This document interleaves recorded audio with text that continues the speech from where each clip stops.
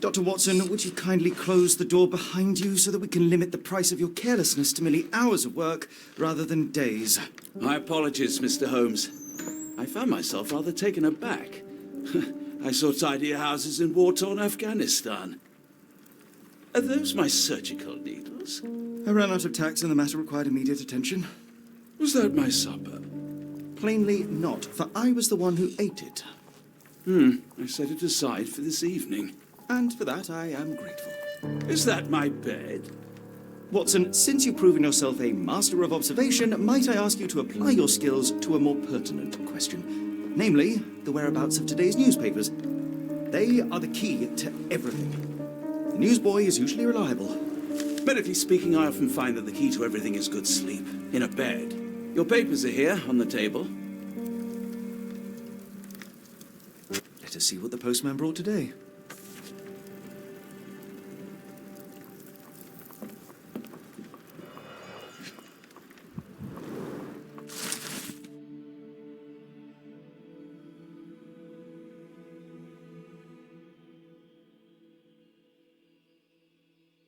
Local gossip, all of it uninteresting. Your order from Barnes' bookshop has arrived, Doctor. Barnes insists on delivering the books to our door, even though we could easily walk to his shop. That's Another good letter service. from Werner. I never reply, but they keep coming.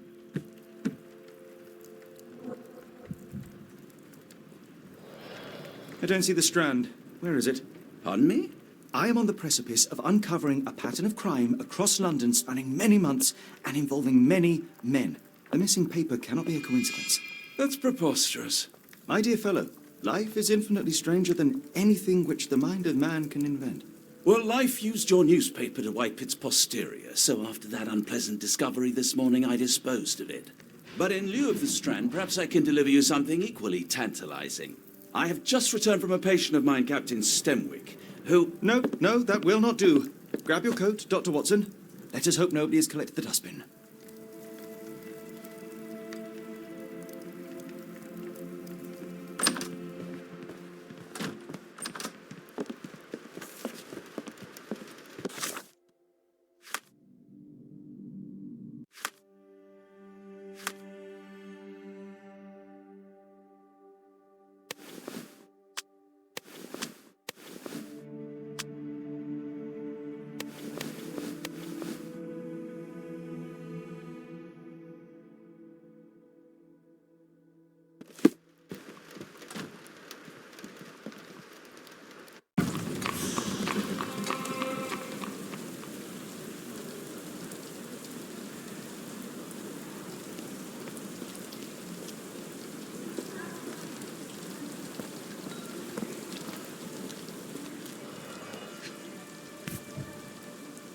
A cactus spine. If it gets in your skin, it's awfully tricky to remove, and when laced with poison, the perfect assassination tool. You were mistaken, Dr. Watson. The paper was indeed dirtied, but not how you implied. It's potting soil. See, Watson? The conspiracy is real. Someone tried to poison me. Poison? You? That's madness.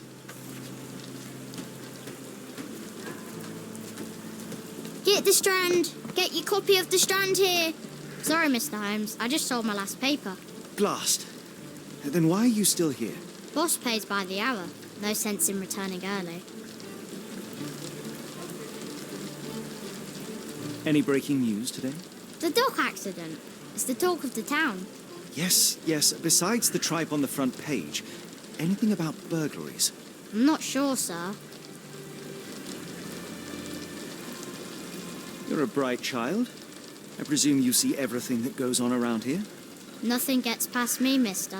Then tell me, did you notice anyone suspicious at my door this morning? Like the man with your newspaper? Precisely. What do you know? I know the value of a shilling. Dr. Watson? Sure, now I can take the day off. Which way did he go? Not sure. I was distracted by customers. Sorry. Can you describe the man you saw? He was carrying a lot of books. Up to his chin they were. Never heard of a well-read assassin. Looks can deceive, hence the appeal of disguises.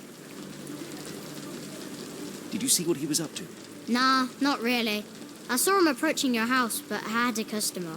Then there's a loud bang. I ducked down. Not because I was scared, because I wasn't. I had to protect the merchandise, and all I could see was him kneeling at your door. All right. You earned your shilling. That'll be all. Thanks, Mr. Holmes. Maybe I could be your eyes and ears, if you have more shillings.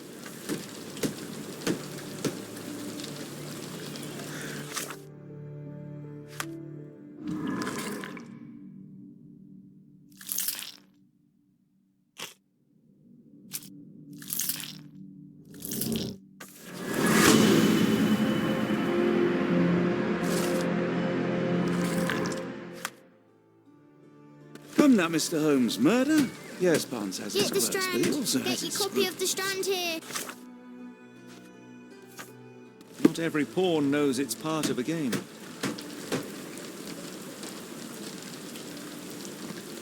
Get the Strand. Get your copy of the Strand here.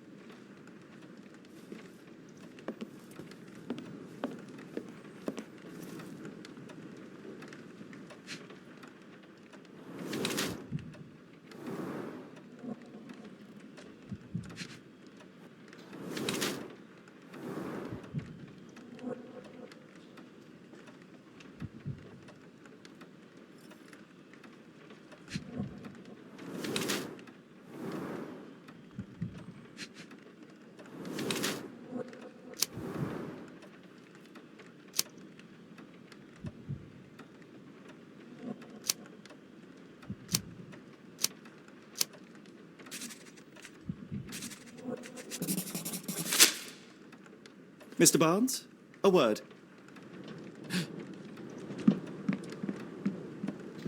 Oh, for goodness sake.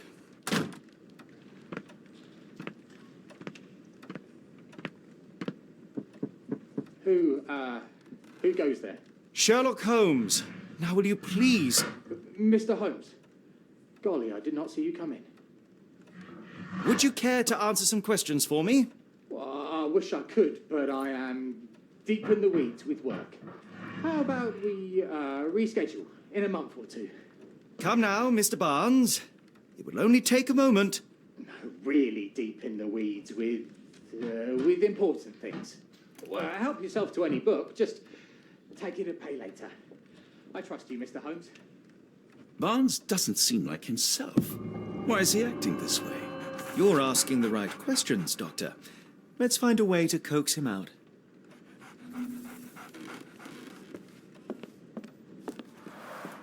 The ladder is broken, recently, judging by the freshness of the wood.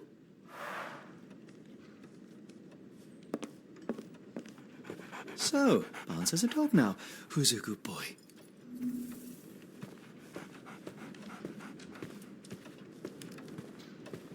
I could hardly imagine anything more macabre.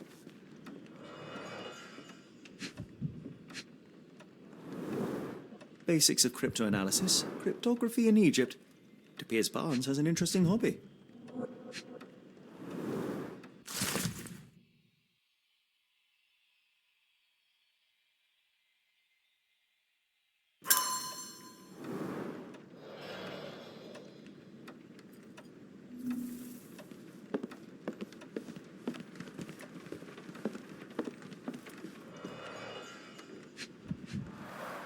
The finest view London has to offer.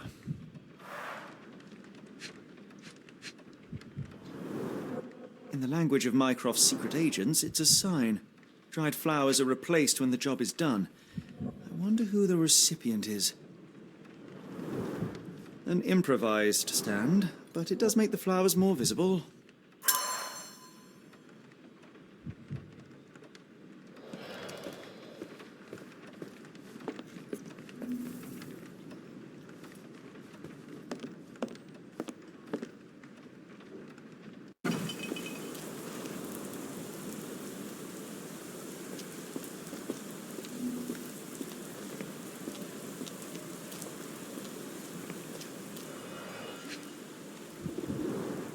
Encouraging people to stop and smell the roses?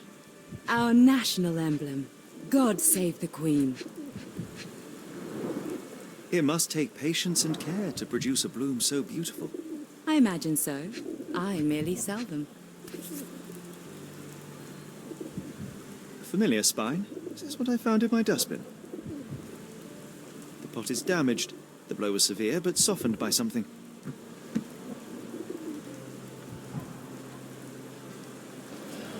Anything tickle your fancy, Mr. Holmes?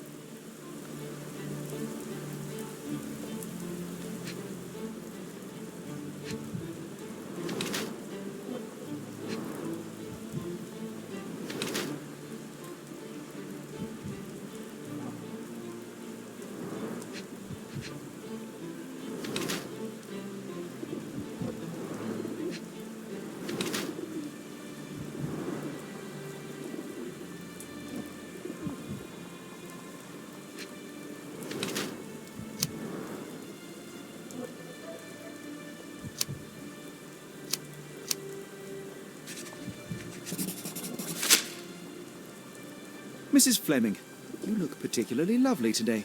Is there a reason? Does a woman need a reason to look or feel beautiful? No, but your distant look suggests you seek one man's gaze in particular. Who told you that? Nobody. Merely a keen eye and some simple deduction. Well, I'll kindly ask you to keep your keen eye to yourself, Mr. Holmes.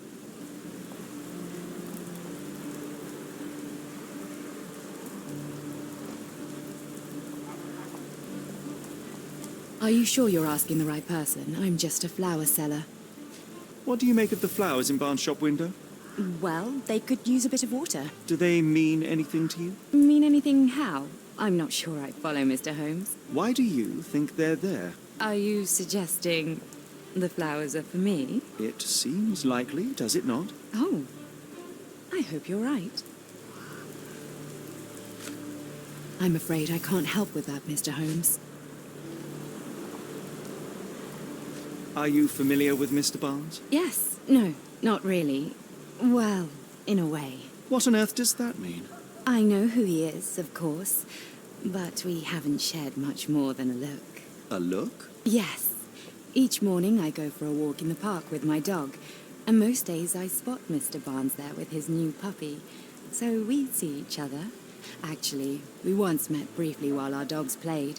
He was quiet and seemed unsteady as he approached, but since then, we've never spoken. I often see him staring through the shop window. Sometimes I wonder what he thinks about that would etch such longing onto his face.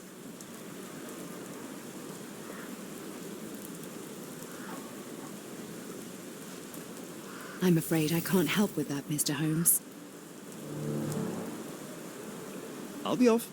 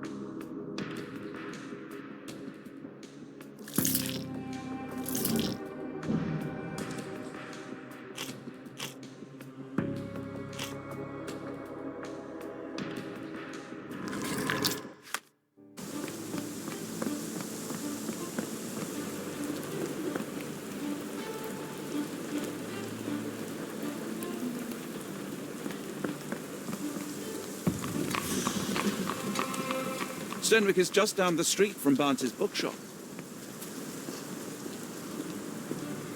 Is this lousy attitude of yours because of my altercation with Inspector Lockhart?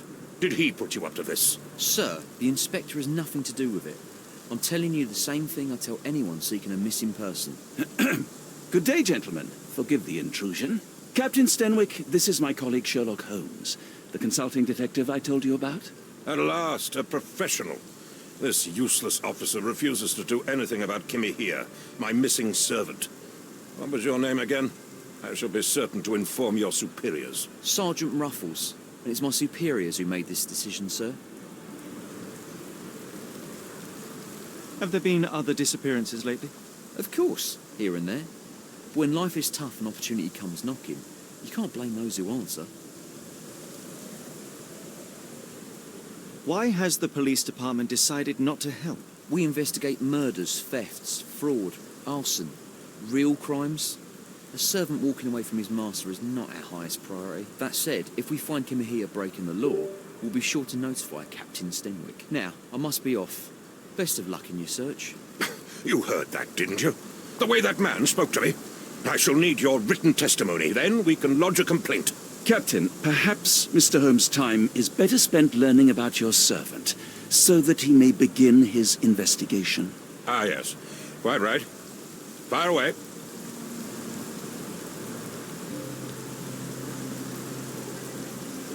Tell me about Kimahia. He's foreign. A Maori. All the way from New Zealand. Biggest man you've ever seen, and as strong as two. Dark hair and fearsome tattoos. He doesn't speak a whit of English. Never bothered to learn. But I made do with pointing. I invested a lot of money in him, so he must be found.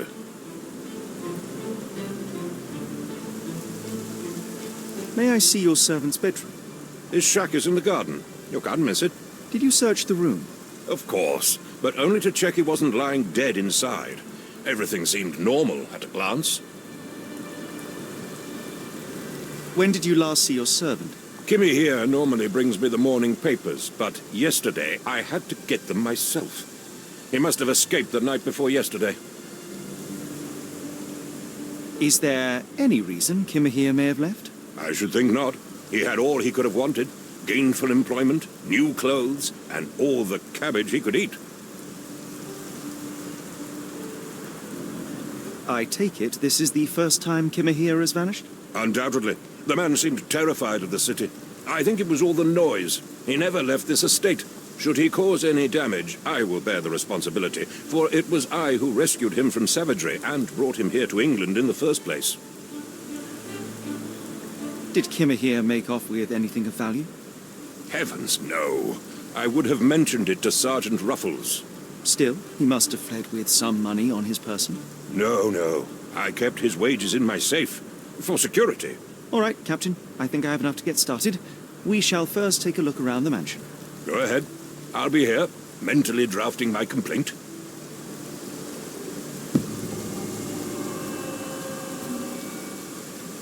Why are you still here?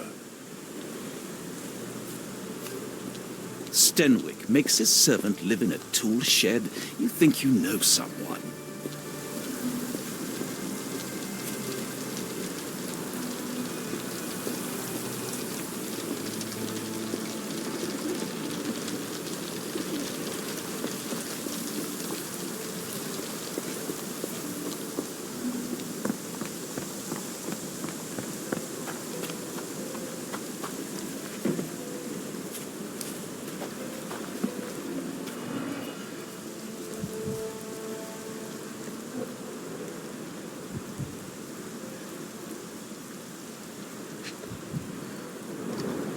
Chewing tobacco.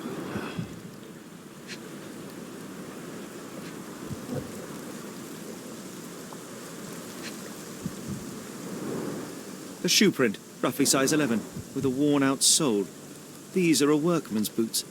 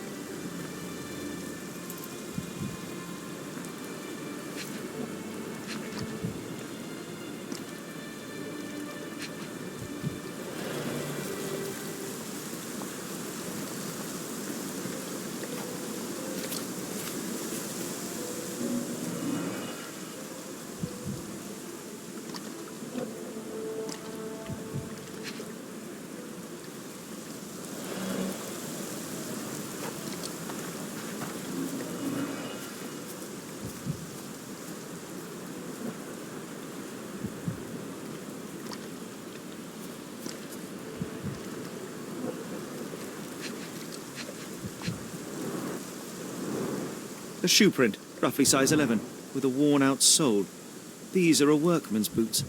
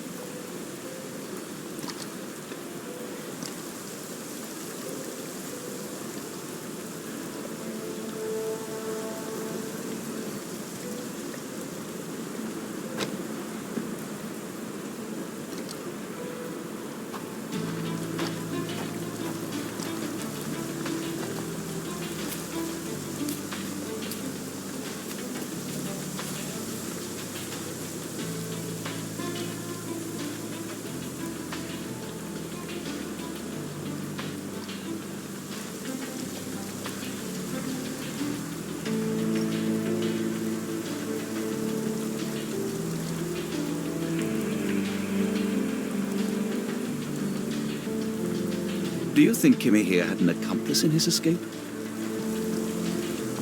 Yes, Denwick is no angel, but he's one of my few clients. Please, try to remain courteous.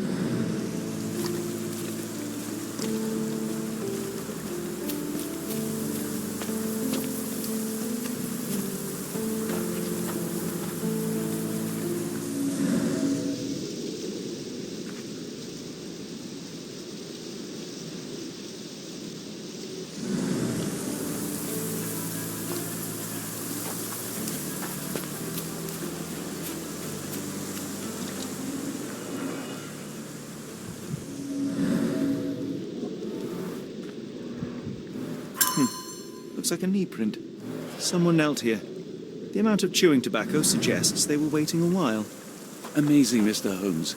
To read the ground like an open book.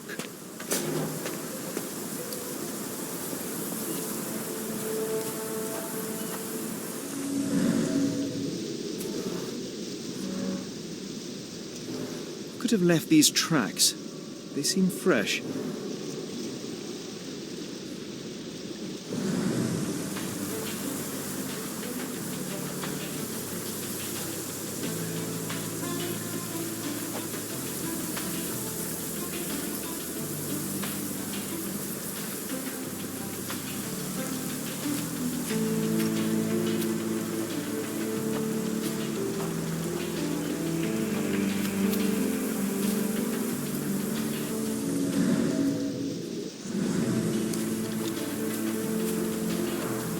This lock is quite unusual. It appears that the key should be bent to the right.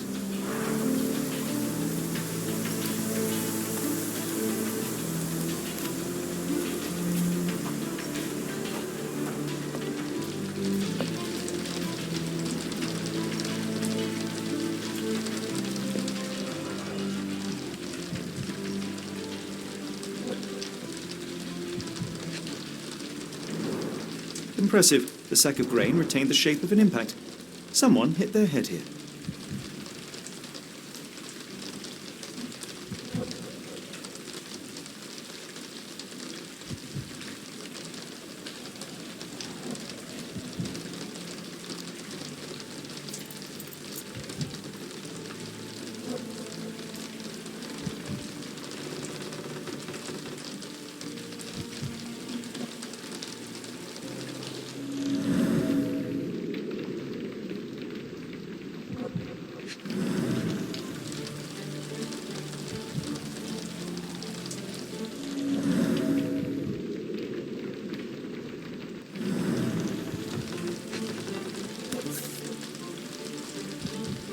A small Navy spyglass.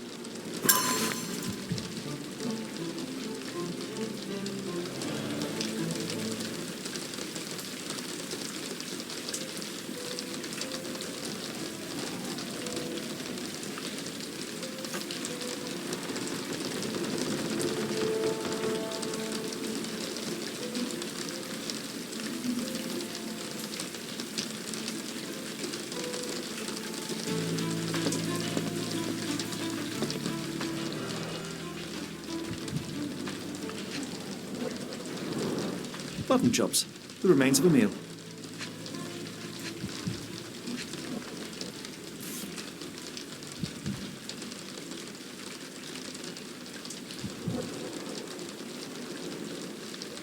A heavy chemical odor.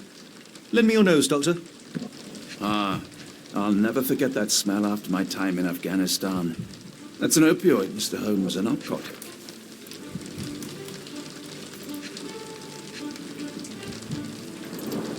The ashes are long since cold.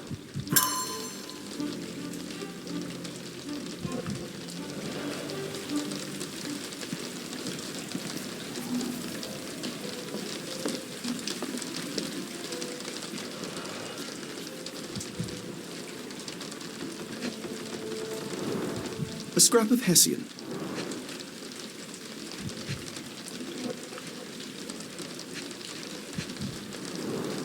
These were sturdy boxes. It would have required a serious blow to break them.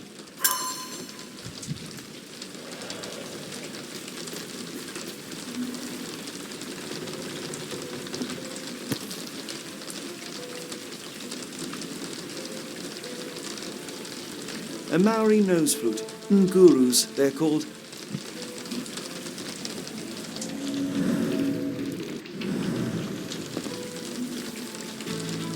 Clothes made of Hessian. Is Sten really so miserly? No air coming through it.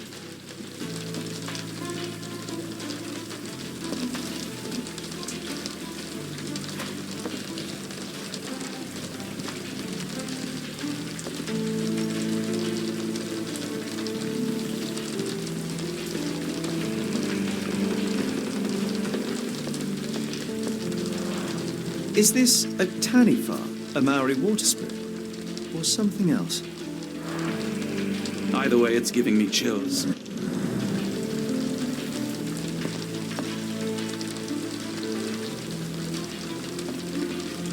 This disappearance is intriguing, no? I cannot make head nor tail of it. This disappearance is intriguing, no? I cannot make head nor tail of it.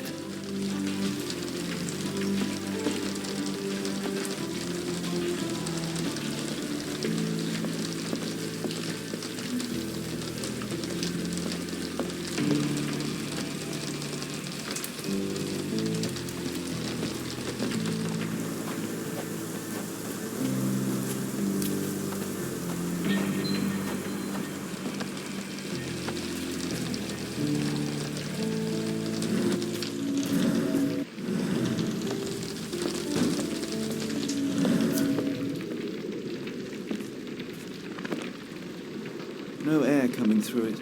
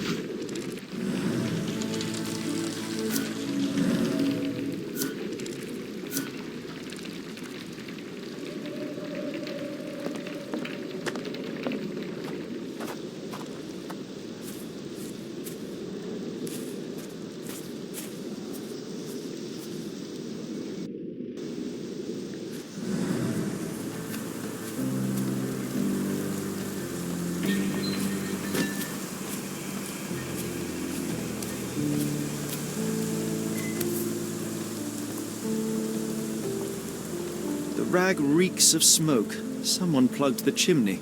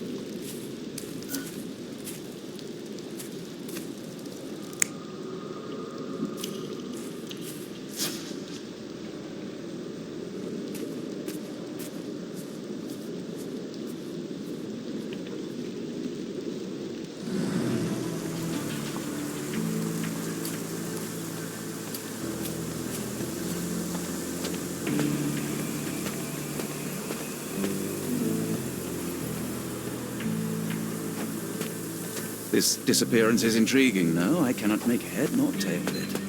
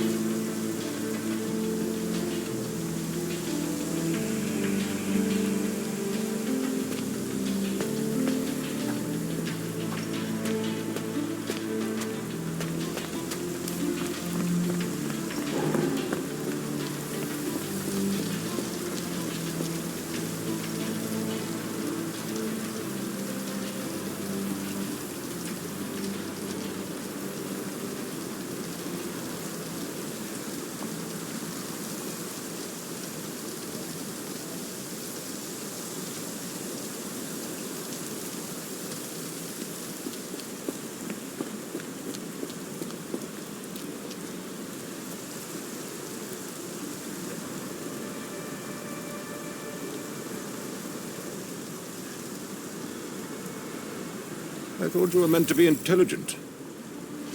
I came across a pile of Hessian clothes in the shack.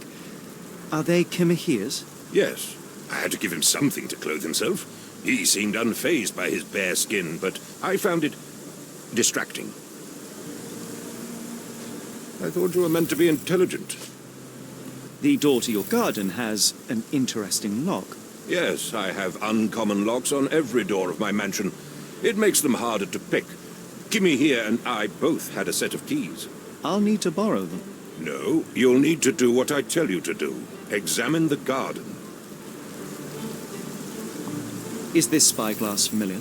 I don't recognize it. Could it be Kimahir's, perhaps? I doubt it. I never saw him with it, nor could I suggest how he might have come by it. Where on earth are you going with this? Are you joking? Why would I know this?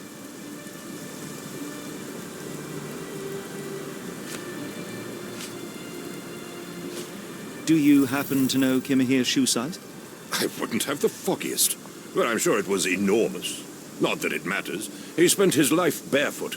Despite my best efforts, he simply did not take to shoes. Has Kimahir ever indulged in tobacco? No, the man doesn't even drink. Are you certain? I found chewing tobacco in the garden. I controlled Kimahir's expenses since he struggled with the currency. I would have known if he used tobacco.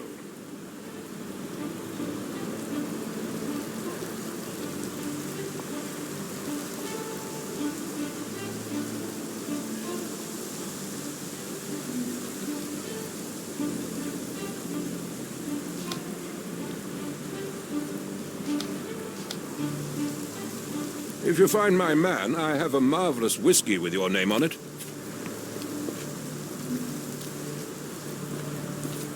This disappearance is intriguing, no? I cannot make head nor tail of it.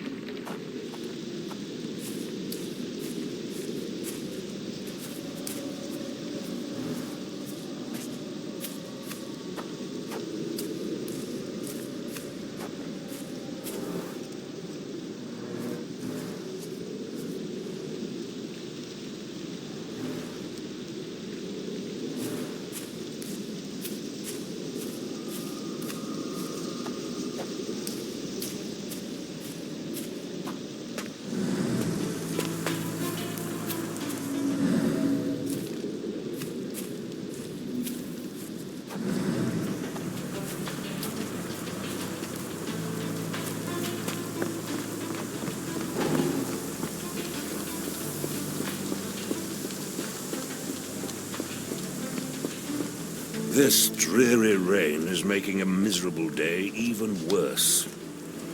Are you stupid, Mr. Holmes? Stop loitering and go and do your job. Are you stupid, Mr. Holmes? Stop loitering and go and do your job. Are you stupid, Mr. Holmes? Stop loitering and go and do your job. Are you stupid, Mr. Holmes? Stop loitering and go and do your job. Are you stupid, Mr. Holmes? Stop loitering and go and do your job. Are you stupid, Mr. Holmes? Stop loitering and go and do your job. Are you stupid, Mr. Holmes? Stop loitering and go and do your job.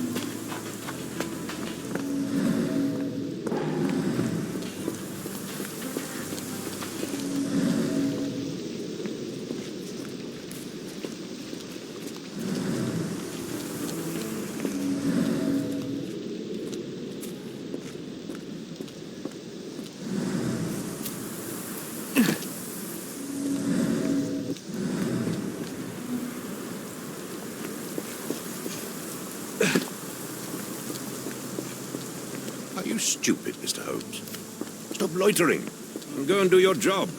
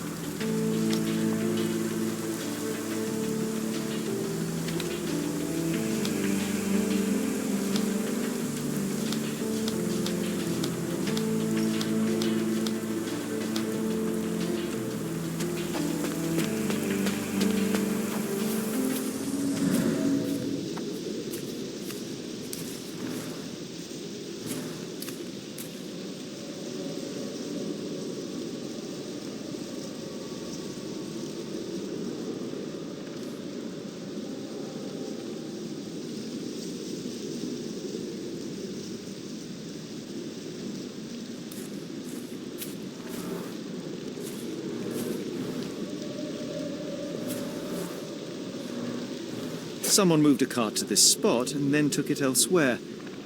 Can't see it anywhere in the garden.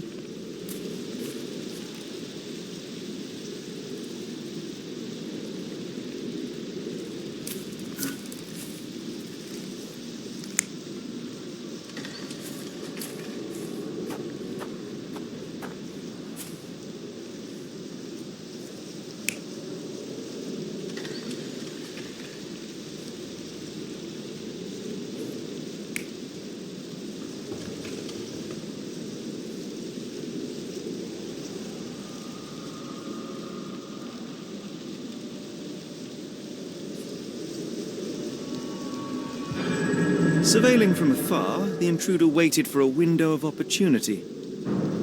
When Kimahir went to sleep, the man crept up to the shack and slipped narcotics down the chimney pipe, then blocked it with a cloth. Kimahir inhaled the sedative and fell into a deep sleep. The intruder tried to move him, but the man was heavier than expected. The intruder fell on the sack and dropped his spyglass. In order to transport the servant, he had to use the cart. The final challenge was opening the garden door. Luckily for our intruder, Kimahir had the key in his shack. Remarkable. It makes total sense.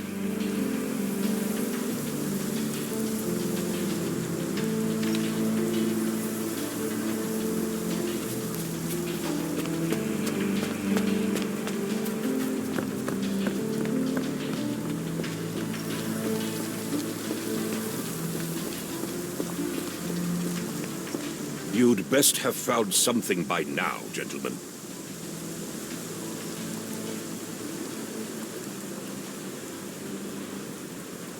I found the residue of narcotics in Kimahir's brazier. There are several explanations, perhaps your servant's recreational interest, or an attempt at poisoning. Cut to the chase, Mr. Holmes. I fear that someone may have spied upon Kimahir, likely the owner of the spyglass I found earlier. It appears they were watching for some time, as there was an impressive amount of chewing tobacco on the ground. And your point? You said that you checked the shack earlier. Did you notice the cart tracks near it? Now, one ought to expect a servant to make regular use of such a thing. Indeed, I would have overlooked the detail were it not for the cart's absence. If, as you say, Kimahir never leaves your estate, then where did it go? I expect answers from you, Mr. Holmes, not questions. I won't keep you in suspense any longer, Captain. Kimahir was abducted by the owner of the spyglass. When your servant fell asleep, He slipped a narcotic into Kimahir's brazier to make him sleep even more soundly. In order to carry a man as large as Kimahir, the intruder stole the cart and rolled him right out of your garden. Now, hold on. All this simply to tell me what I already know? Why haven't you found him yet? I only arrived a moment ago. It is, frankly, incredible that I have already deduced so much. Every second you dawdle here, waiting for me to stroke your ego, is another second wasted. I'm not interested in the how, the why, or the who. I am only interested in recovering my investment. Spare me the claptrap, boy, and go and fetch my servant.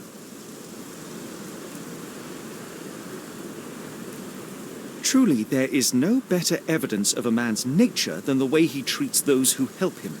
And you, sir, are a brute.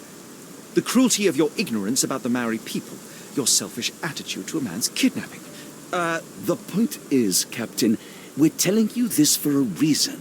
The intruder fled through the garden door, and we need a key to follow his trail. Well, then you should have led with that. Here you go. I hope you'll return soon with good news. And in the meantime, please teach your companion the art of brevity.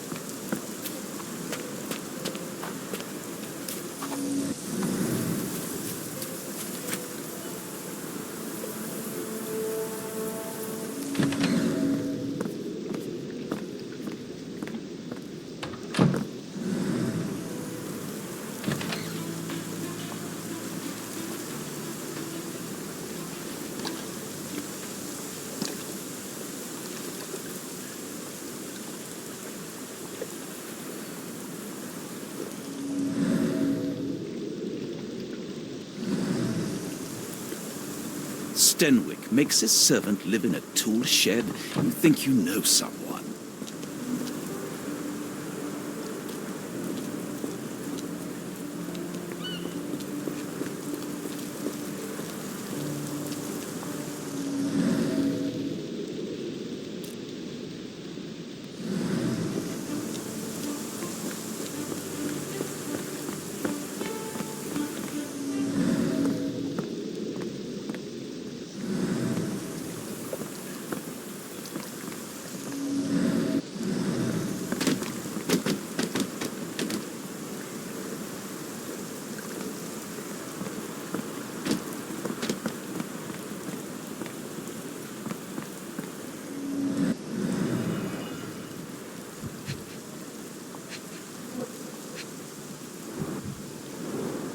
Sturdy rope, professionally tied in a Portuguese bowline.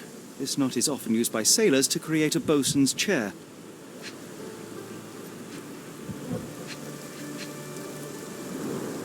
Wheels picked up grass along the way. Kimahir's cart, I gather.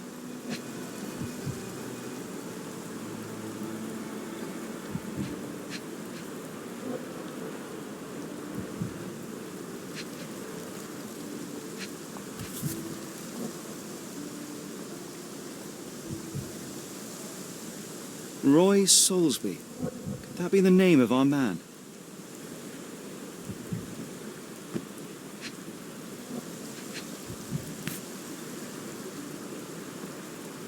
A strange substance. I have my suspicions based on the colour and consistency, but would you care to hazard a guess, Doctor?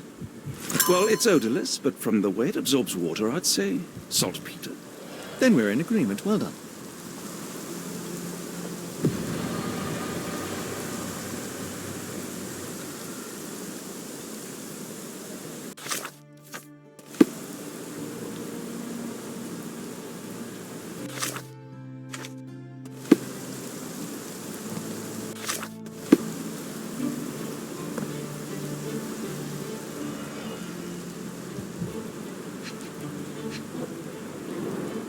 Many cigarette butts.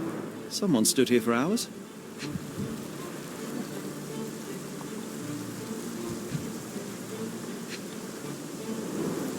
A large pile of horse droppings. There was a cab waiting here. Our abductor slipped in and then off into the night.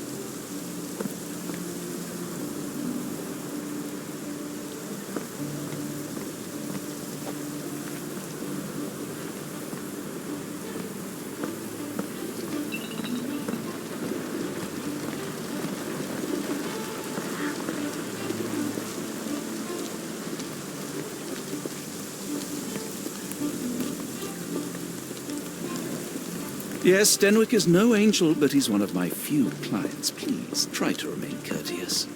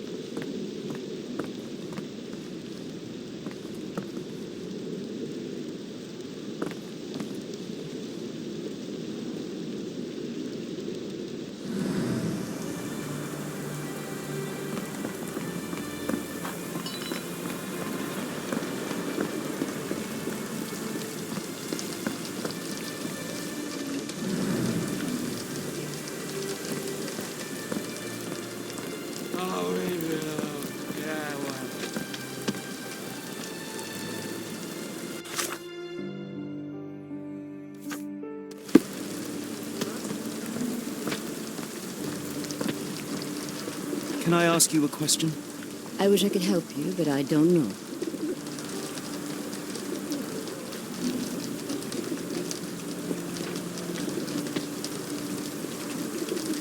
Do you know anything about this? I'm really sorry, but I can't help you. Try asking someone else.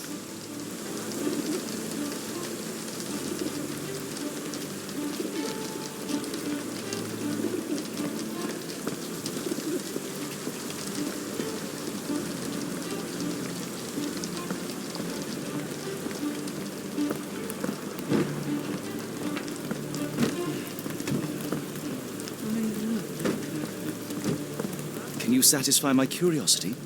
No, I don't know anything about that.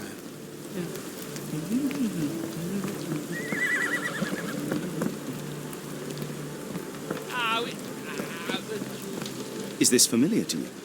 Sorry, sir, I can't help you.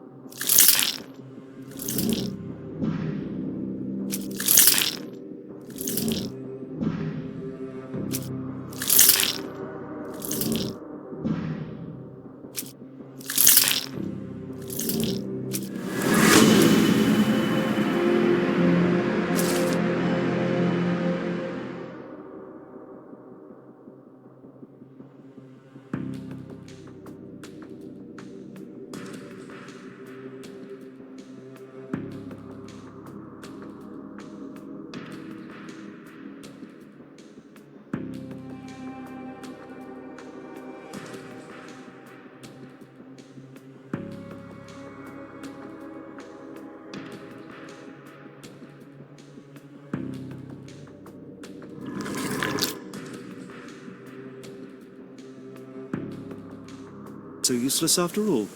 The saltpeter accident. Doctor, do you recall? The Port of London, of course. The footwear, the spyglass.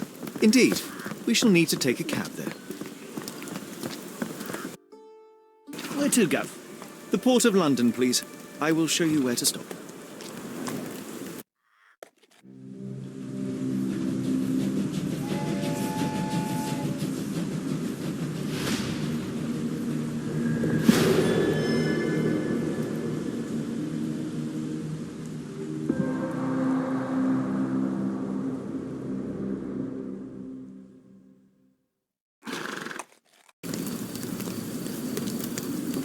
Mr. Holmes, what a compelling mystery we have stumbled upon.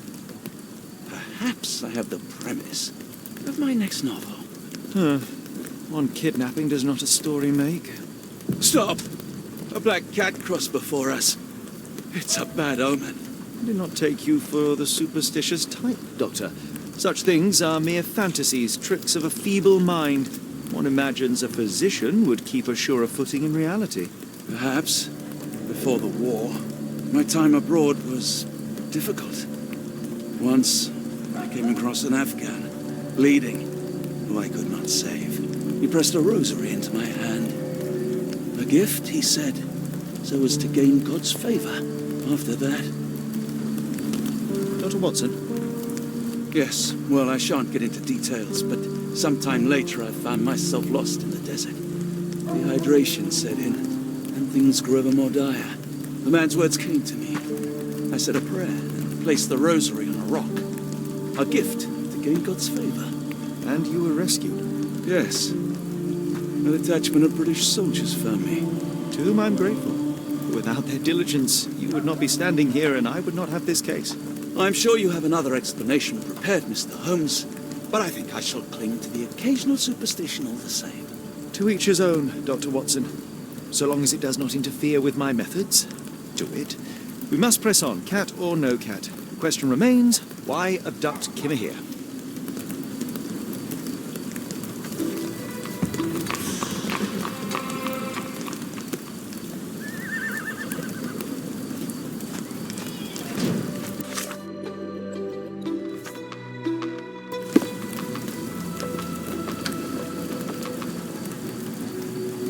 Can I ask you a question? I think I can help you.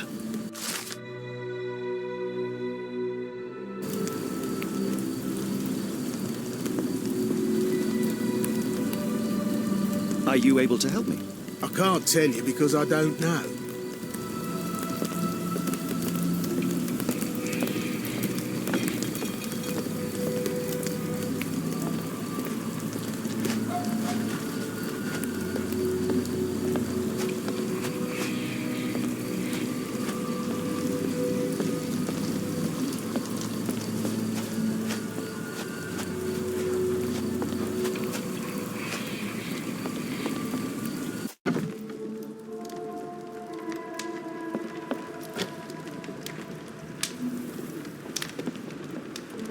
Oh, hardly a reputable establishment.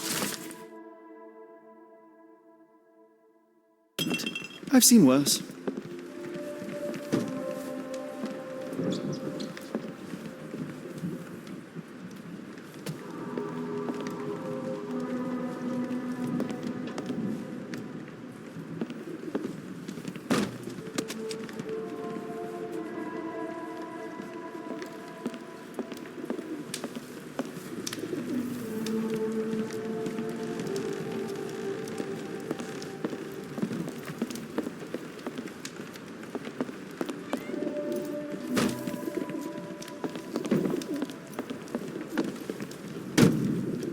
Greetings, miss. I'm hoping you can help us. We shall soon see.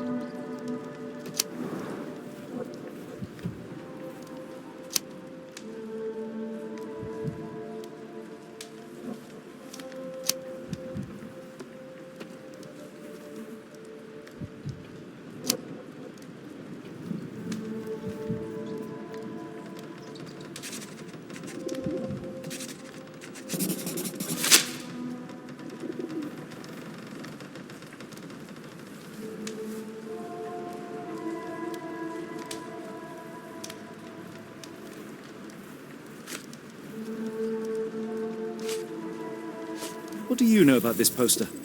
A foreign woman asked to put it up. She's plastered them all over the port. Any clues as to her whereabouts? None. It was hard to understand what she was saying.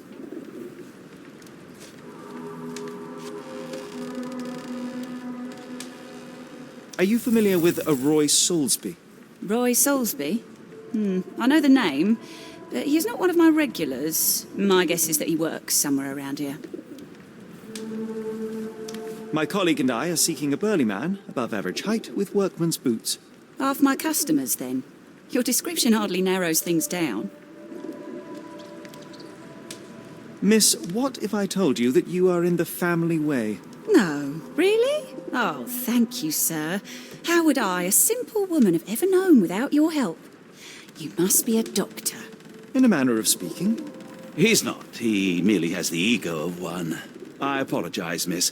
Mr. Holmes is fond of his observations, but I am the doctor here, not him. Do you need any help? I'm fine, thank you. I would rather not discuss my condition, nor let word of it spread. I heard tell of a recent explosion in the port. What do you know of it? Ah, yes. Something exploded in a ship's cargo hold. Caused a terrible blaze. The sky was red with smoke till morning. Where precisely did it occur? The ship sank near the third pier, next to the dockyard.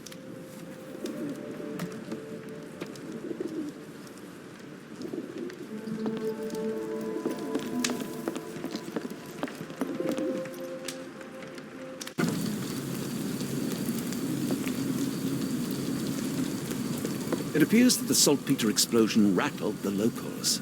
Can't blame them for staying at home.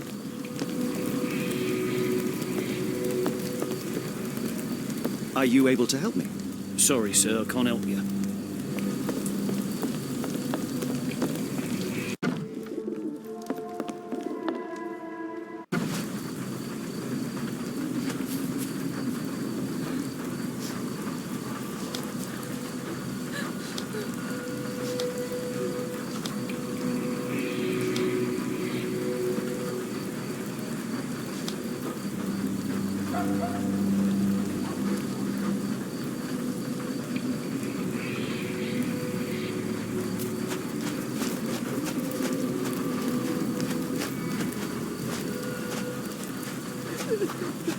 Do you know anything about this? Oh, sorry, I know nothing.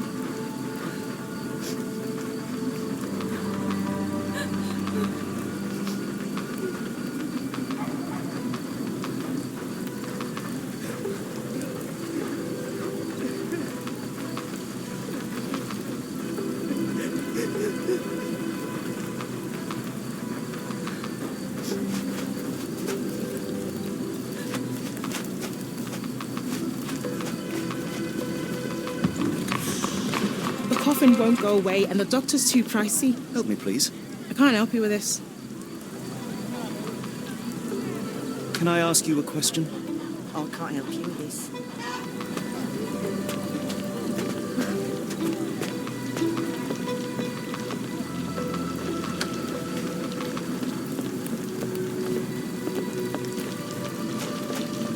The coffin won't go away and the doctor's too pricey.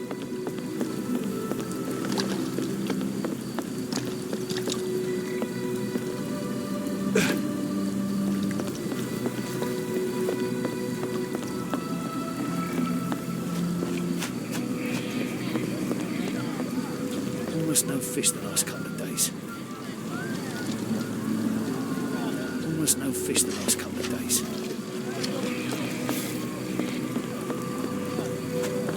Is there a doctor? The man is very sick here. It sounds as though those people will need my help.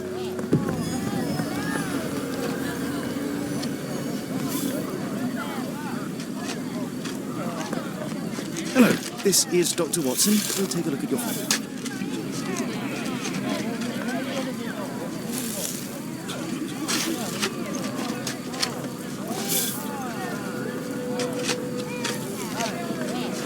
What are you looking at? You like to watch our man suffocates himself for food. May I ask for your assistance? I don't think anyone here knows the answer. You should ask someone else.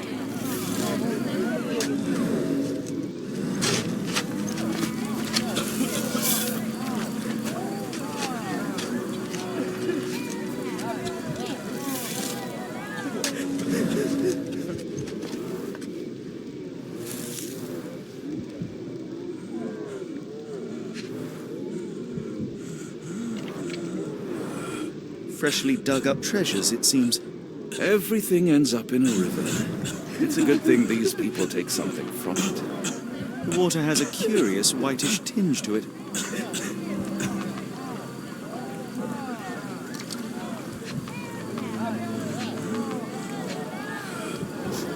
The subject is hyperventilating. He has a pale face and dilated pupils. Dilated pupils, decolorized skin, necrosis. What do you make of this, Doctor? All signs point towards acute poisoning. It could possibly be due to chemicals. I won't jump to any conclusions yet.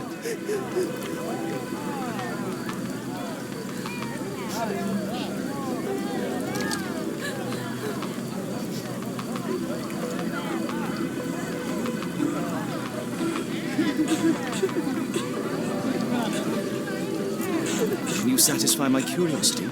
Sorry, sir. I can't help you.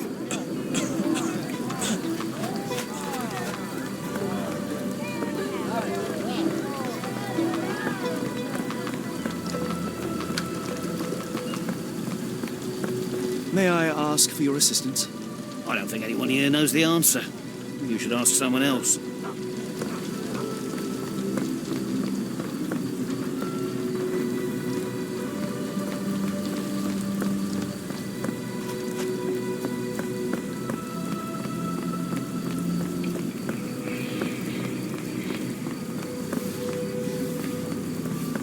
Excuse me, just one question.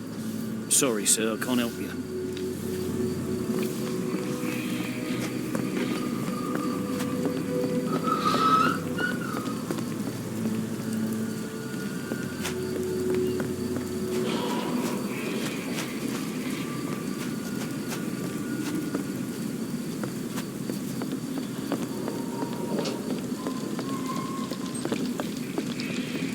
Can you satisfy my curiosity? Of course I know. To cut a long story short.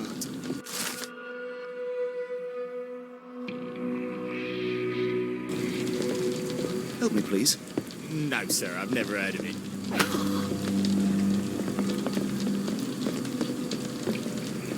Is this familiar to you? No, sir. I never heard of it.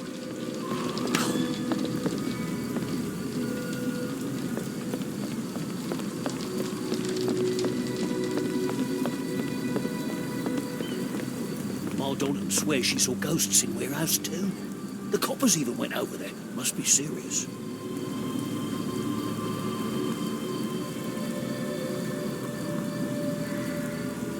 Ma Dalton swears she saw ghosts in warehouse too.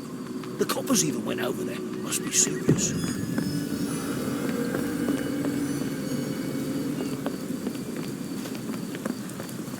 May I ask for your assistance? I wish I could be of help, but I can't. Sorry.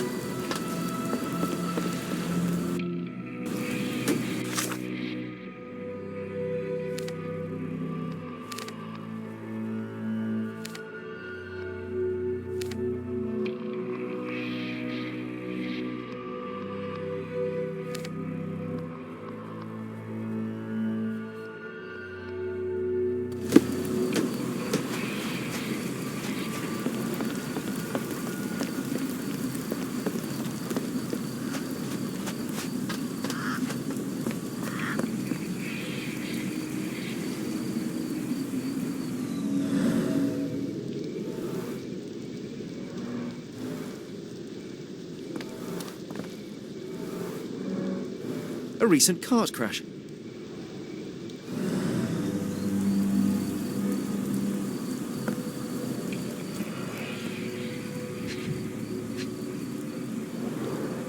Phenol, a dangerous substance often used as a sanitizer, coming from Spade Chemicals.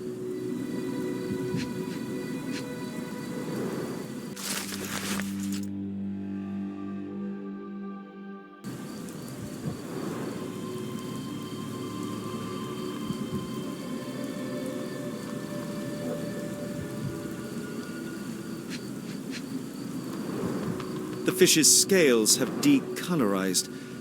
What a disaster.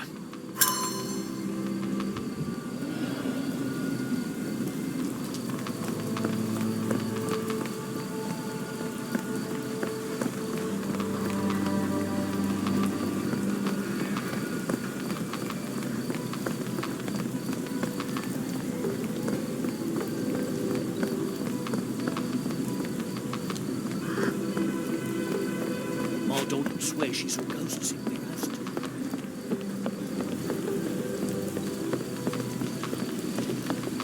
Can you satisfy my curiosity? No, sir. I never heard of it.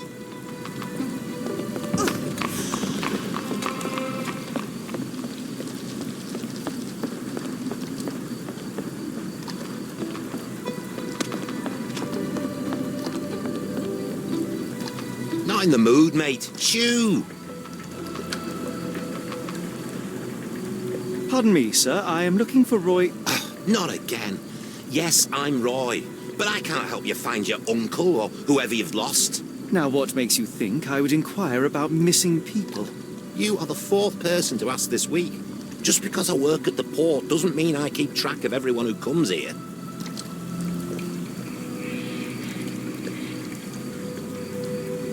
You say we are not the first to ask you about a disappearance. Do you recall anything about those who came inquiring? I only remember the foreign woman. I didn't catch her name, but those are her posters hanging up everywhere. She has badgered me twice now, and I still don't know nothing. And this woman can be found? No clue. She was talking gibberish. May I ask what you're doing here? This is where the ship sank the other day. I'm trying to work out how we'll remove it. Now, where was I?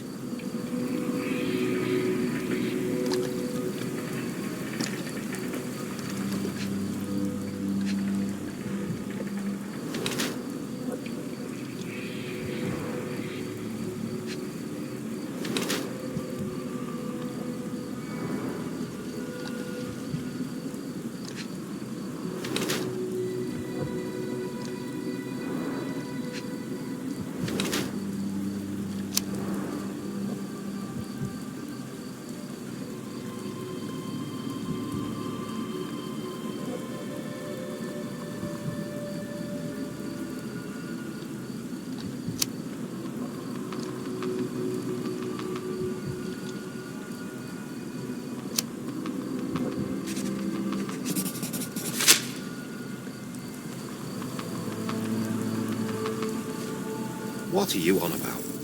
What are you on about? Sorry, doesn't ring a bell. Have you seen this before? My card? Where did you dig that up?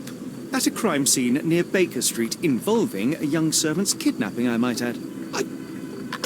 No. Someone used it without my consent. How else would it end up there?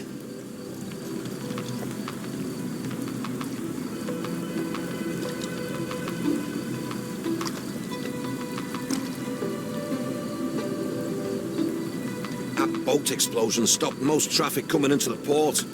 Guess I'll be without work for a while.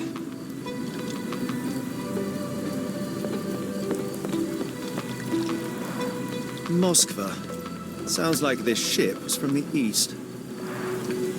My money is on a loose cigarette or a discarded match. One careless throw, and boom.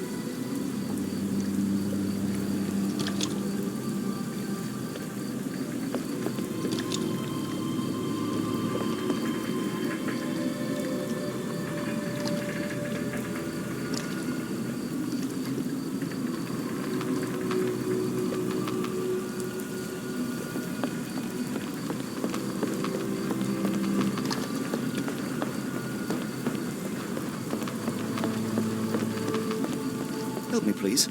No, sir, I've never heard of him.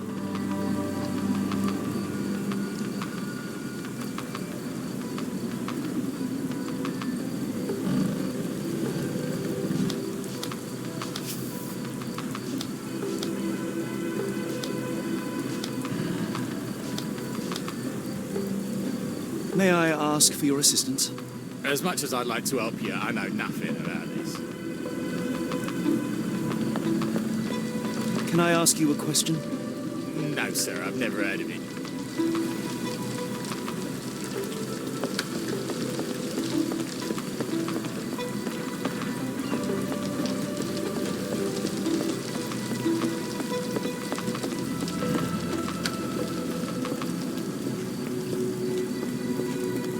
May I ask for your assistance?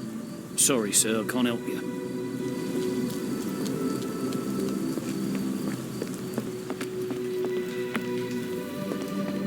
It's a large harbour, if I...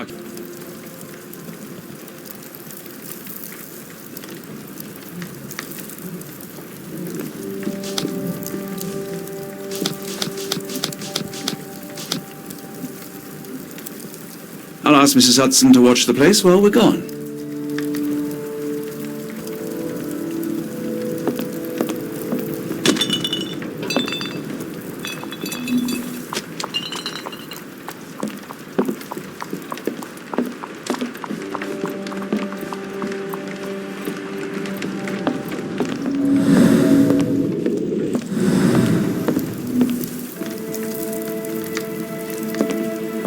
Before I leave, I should know where I'm going.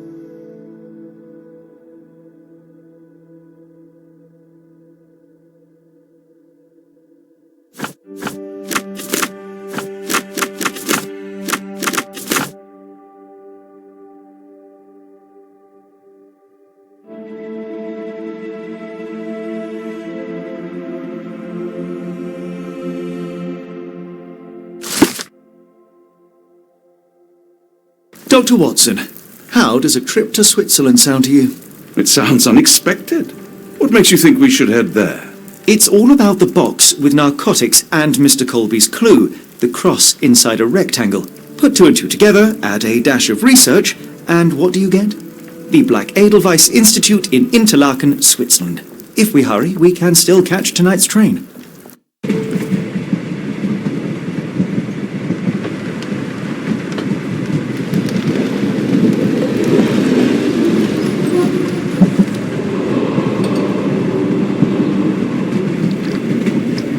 As grateful as I have been for your company, Dr. Watson, I'm afraid you shall have to investigate Edelweiss alone. Alone? Mr. Holmes, I fear you overestimate my abilities. Nonsense.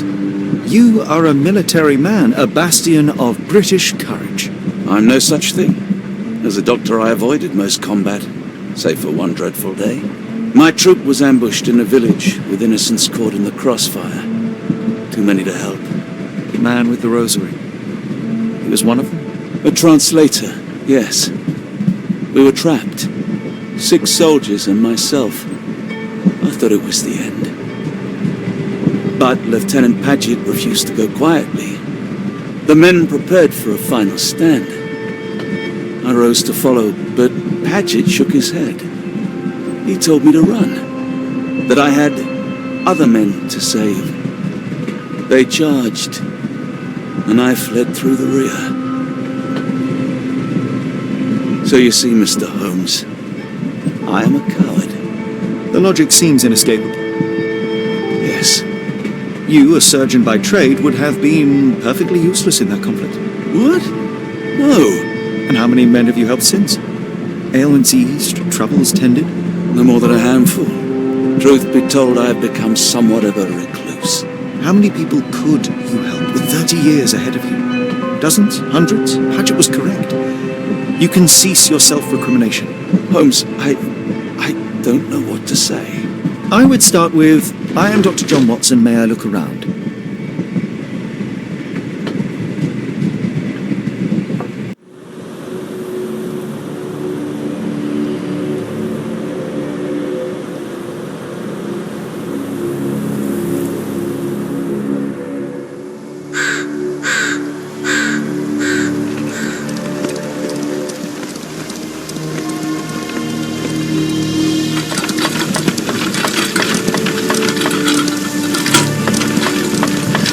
The Edelweiss staff will doubtless be eager to show off their facilities to a fellow physician. I have already taken the liberty of sending a letter on your behalf to request a visit. And what of you? I shall be pursuing other avenues. Should you see anything troublesome or improper, simply notify the local authorities. Otherwise, try a little analysis yourself. You know my methods. Apply them.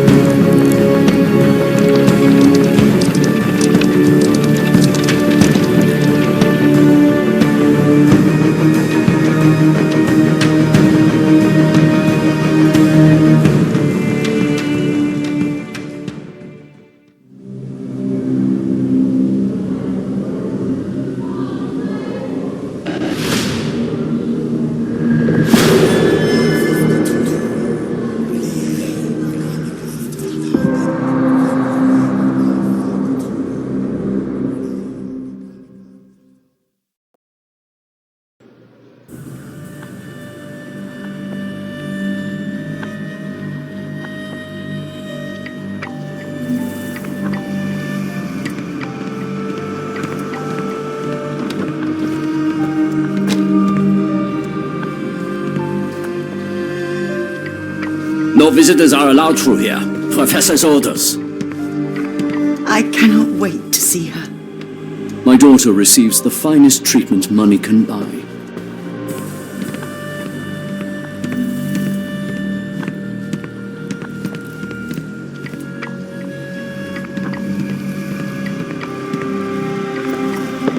Salutations, madam. I am Dr. John Watson. I was wondering if you've got word of my visit. Yeah, Dr. Watson. We received your letter on the matter. Would it be to see Professor Gygax?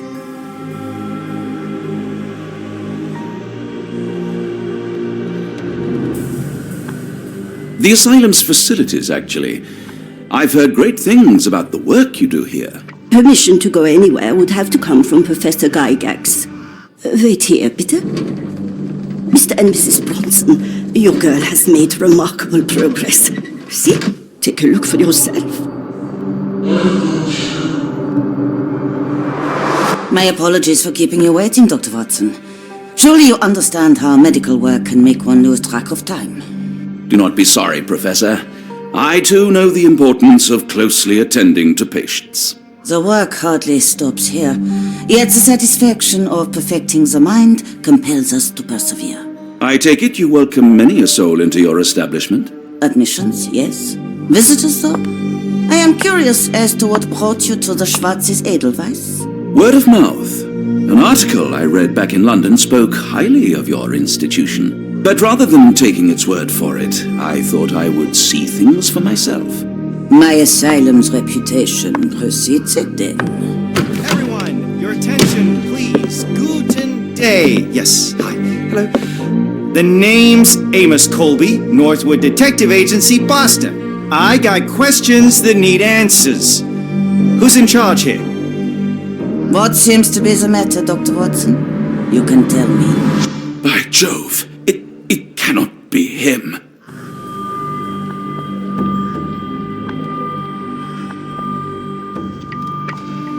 That man, well, the real Amos Colby lies 6 feet under in London. No. In my line of work, it can't wait. The longer it takes If me you to get wish to to the truth, recuperate, the Dr. more Watson, lives you are may placed avail in yourself harm's of the way. guest room. But I have so much more to discuss. Nurse, if you'd be so kind as to escort Dr. Watson to the guest room. Herr Colby, from Northwood Agency? How unexpected. I am Professor Gygax. I would be happy to answer your questions in the examination room. Look, Professor, unless you got any clues as to the whereabouts of...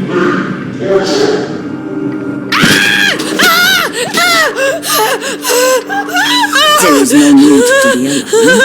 No one gets neglected in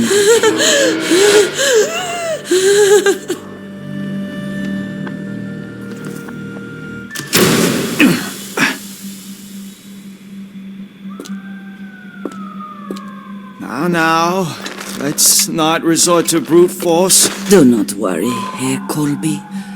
My methods are rather more delicate.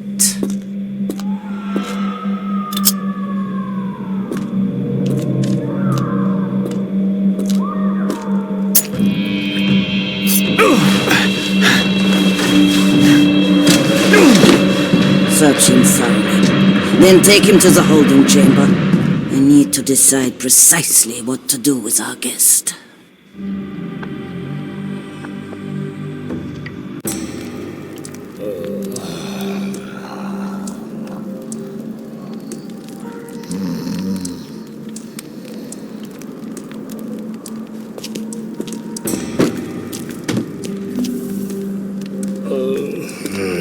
The unmistakable scent of alcoholism. Did you walk through their doors as I did, or did they collect you off the streets?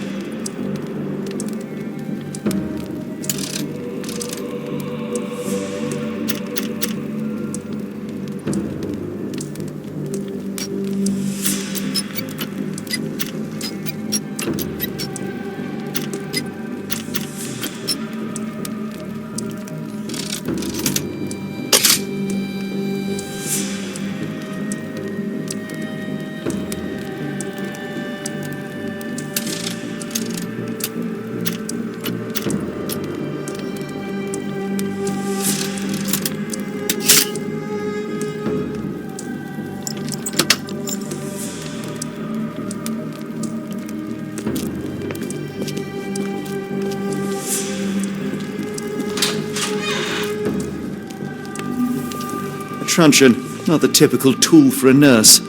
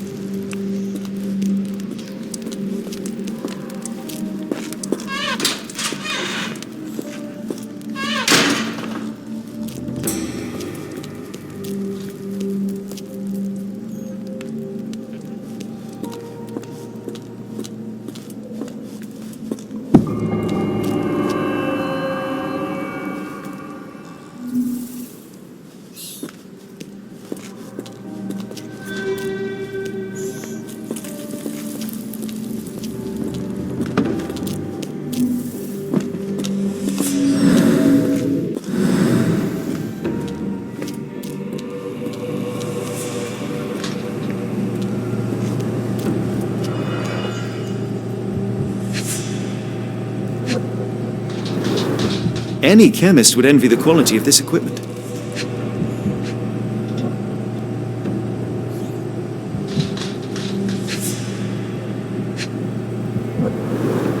The final product, ready to cure madness, or to push one deeper into its grasp.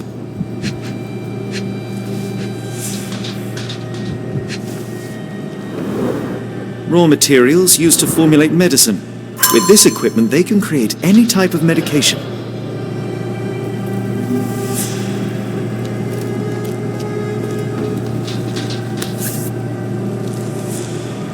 Very sturdy. I might borrow it.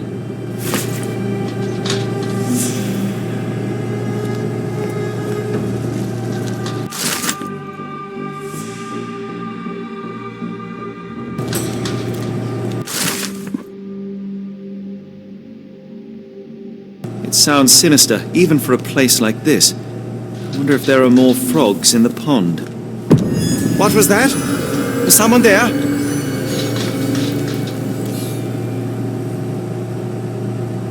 I'm sure I heard something. Who's there? Show yourself.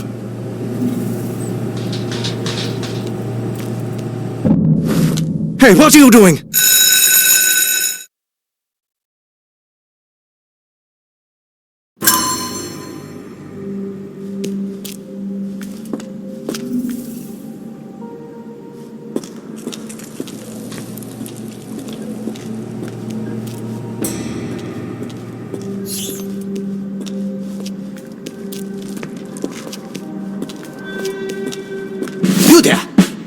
I command you to free me at once. I'm not sure that's a great idea at the moment. How dare you deny me? I must have my revenge against the lickspittles upstairs. Fortunately for you, I'm here to stop the very same people. You are? Indeed. But first, I must discover all I can about this institution. Tell me, have you witnessed the arrival of any foreign patients? Tell me? The gall, the impertinence to bark such orders. Please, we don't have time for this. Do you know with whom you speak? I am the great Napoleon.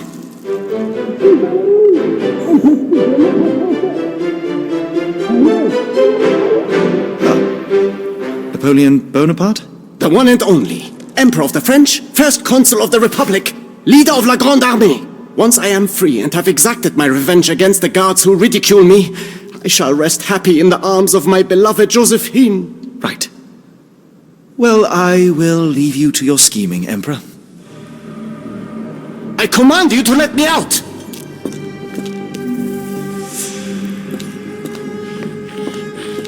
My heart is pierced by Cupid. I disdain all glittering gold. There is nothing can console me but my jolly sailor bold.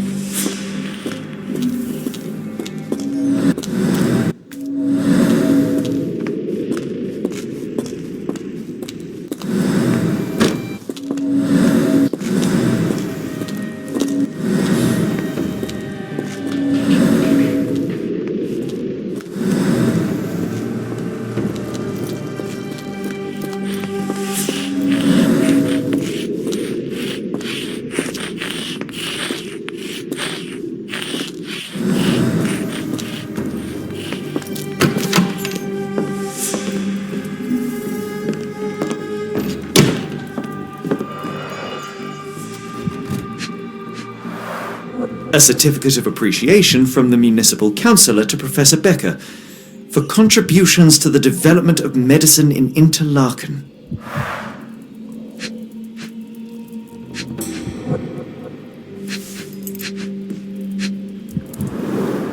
A simple toolbox, yet capable of repairing anything.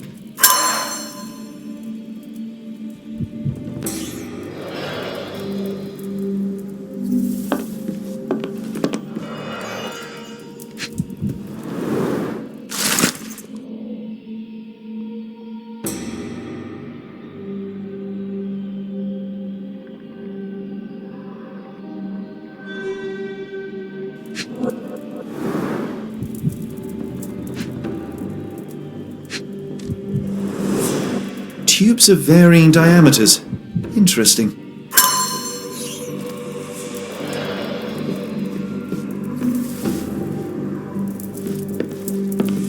Speech and the Cerebellum by S.A. R.G. Hill, Dr. Connolly. It appears that all the psychiatric classics were banished here. John Sallow, the Tulpa phenomenon. I'm somewhat of an expert already.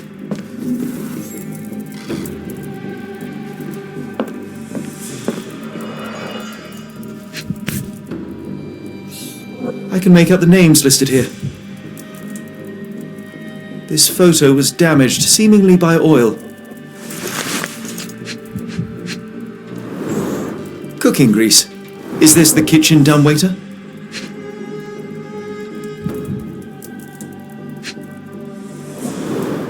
Looks like it's still operational.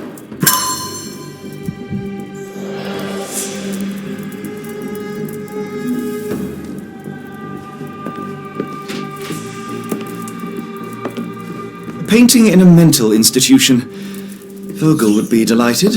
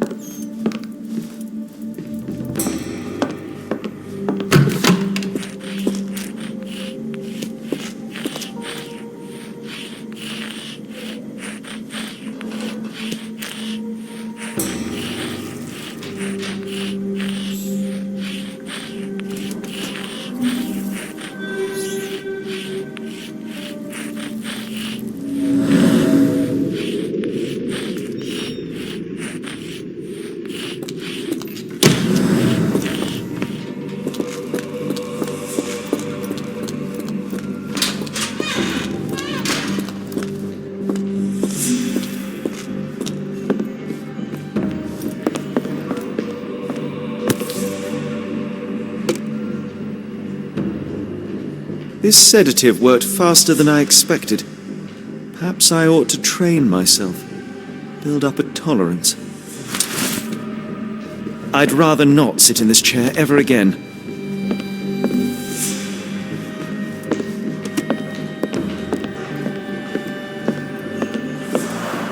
There's the guest room.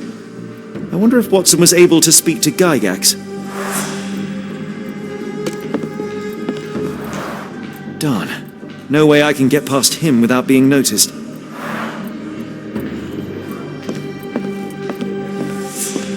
Locked. I suppose the reception will be guarded anyway.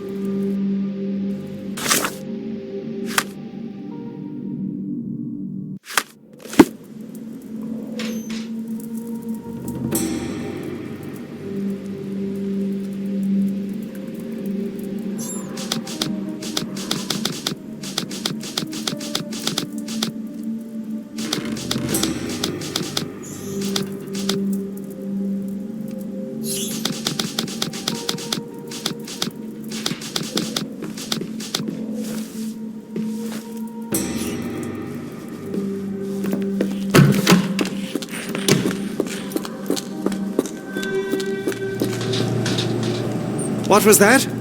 Is someone there?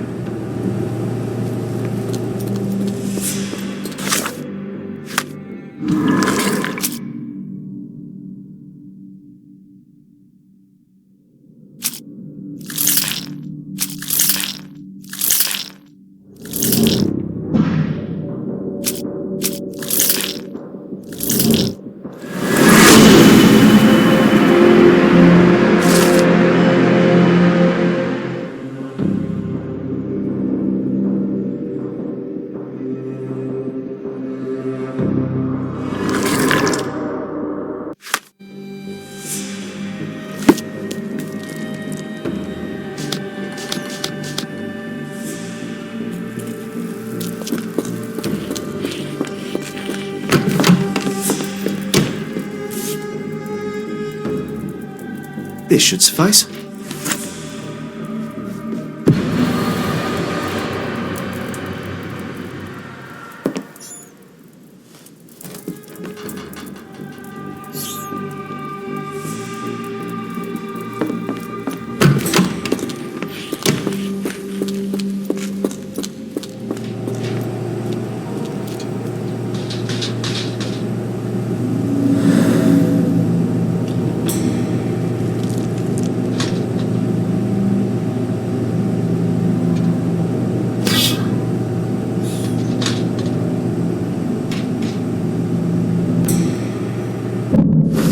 Hey, what are you doing?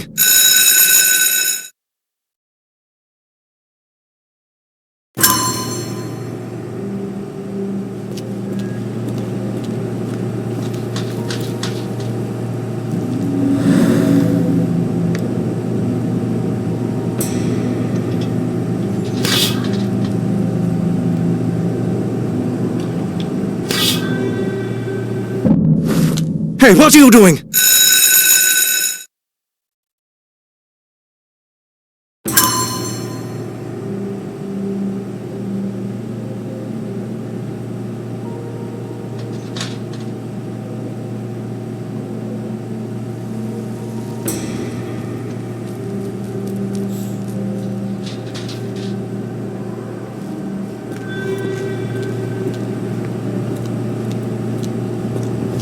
I'm sure I heard something.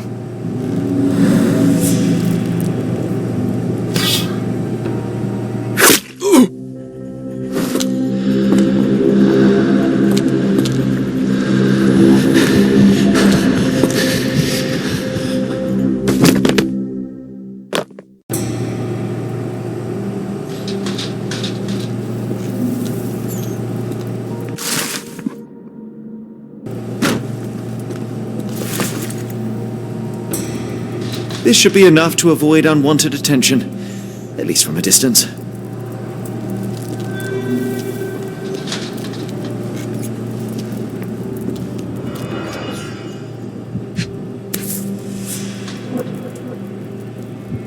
This is the same narcotic substance that we found in London. Manufactured and packaged here.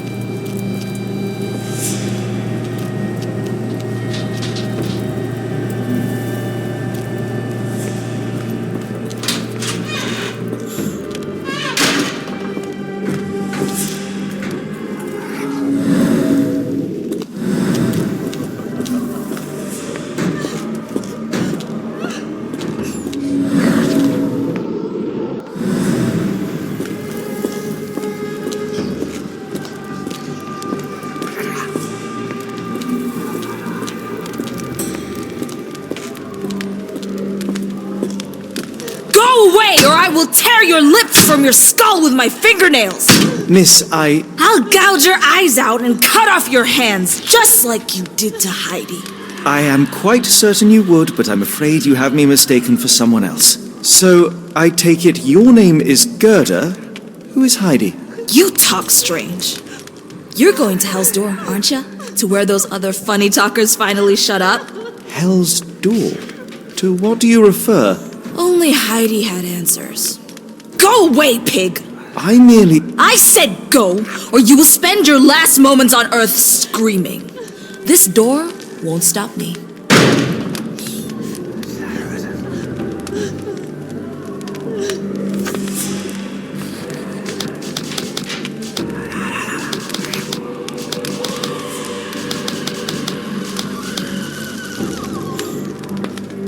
They took you away, and I'll never forgive them.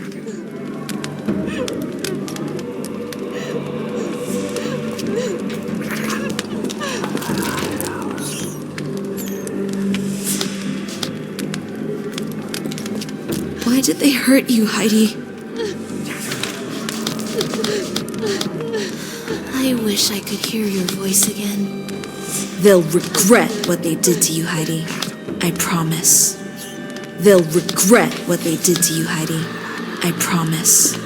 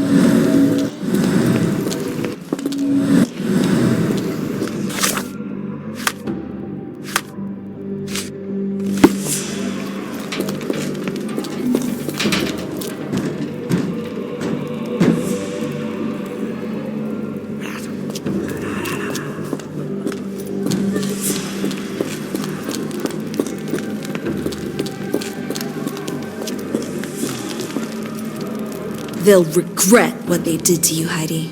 I promise.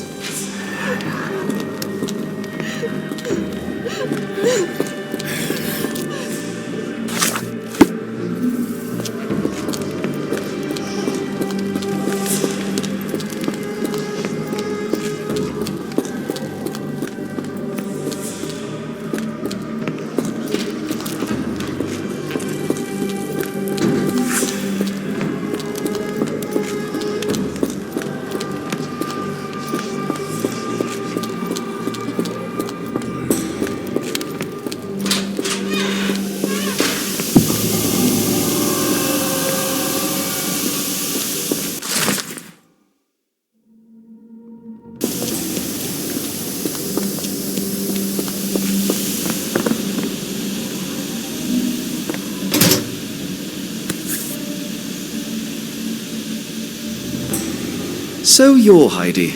I didn't realize I was on Haunted Doll Watch.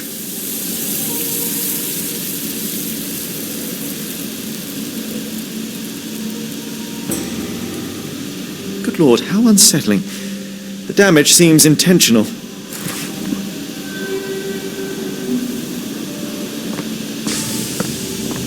The garments of several dozen people at least. Fabric burnt in the furnace.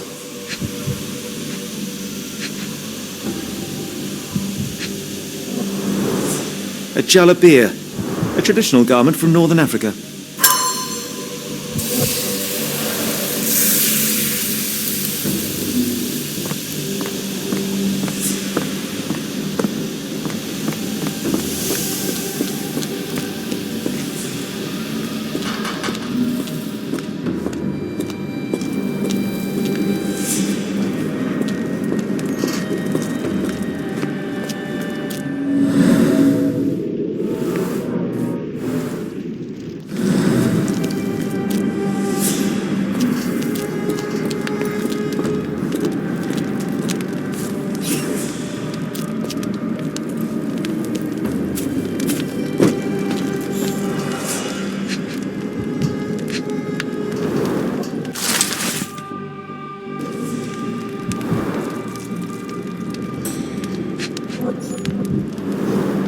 So this is how they kept the prisoners docile and harmless.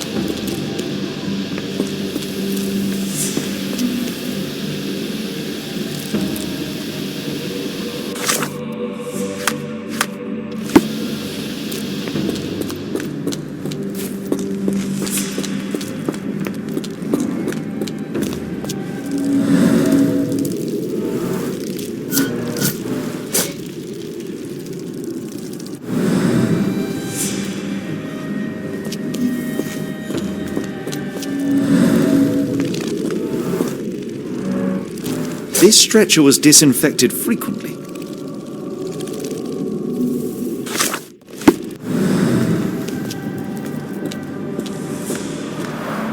The stamp on this crate confirms it came from America. That's quite a distance to travel. These are the same crates we found in London. I should take a closer look.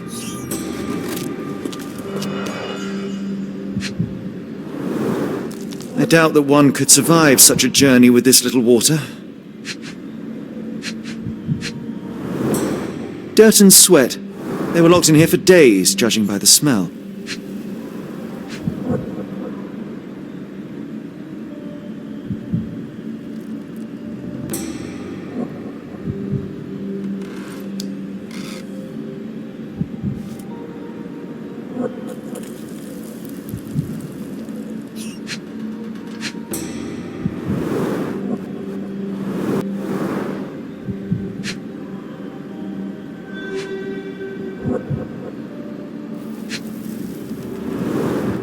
Kidnappers even provided airflow. How generous.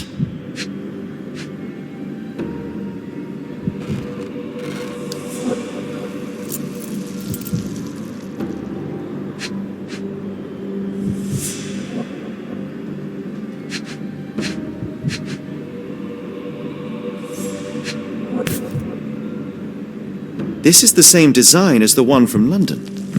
This trip was prolonged and perilous.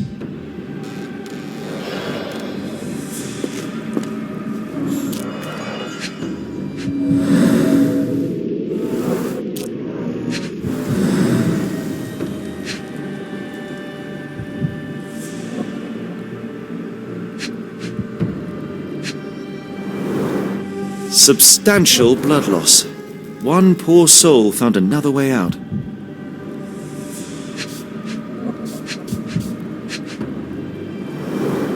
A bottle this sturdy doesn't break by accident.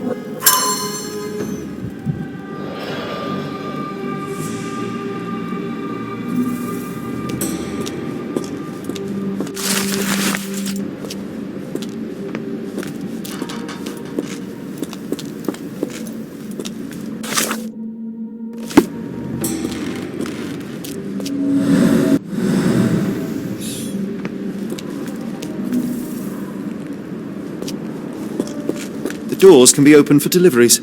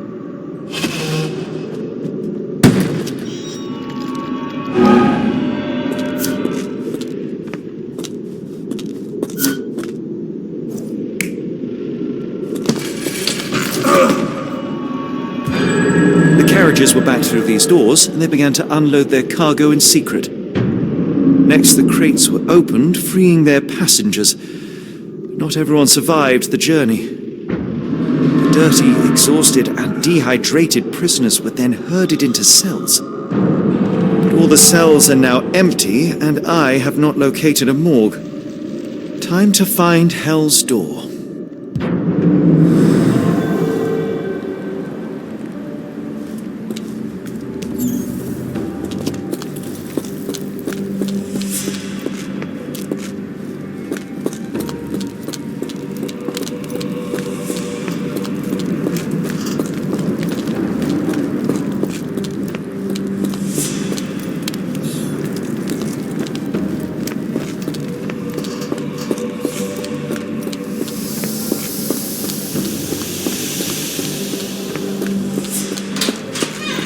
I will make them pay for what they did to Heidi.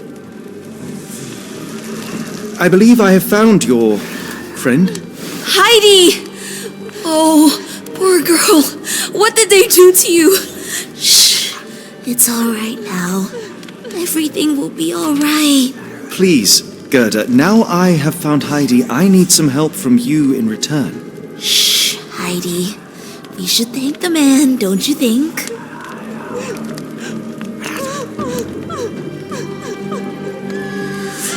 Professor Gygax seems to rule this facility with an iron fist. Do you know anything about her? She's sick. She did nasty things to us. Separated me and Heidi just for fun. Before she got here, this place was all right.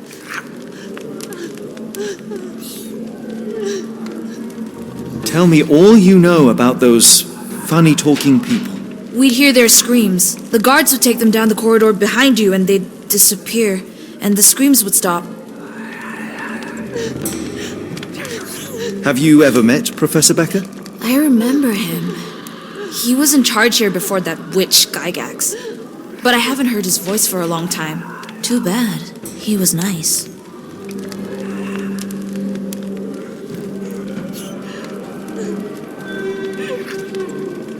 How did you end up in Block B?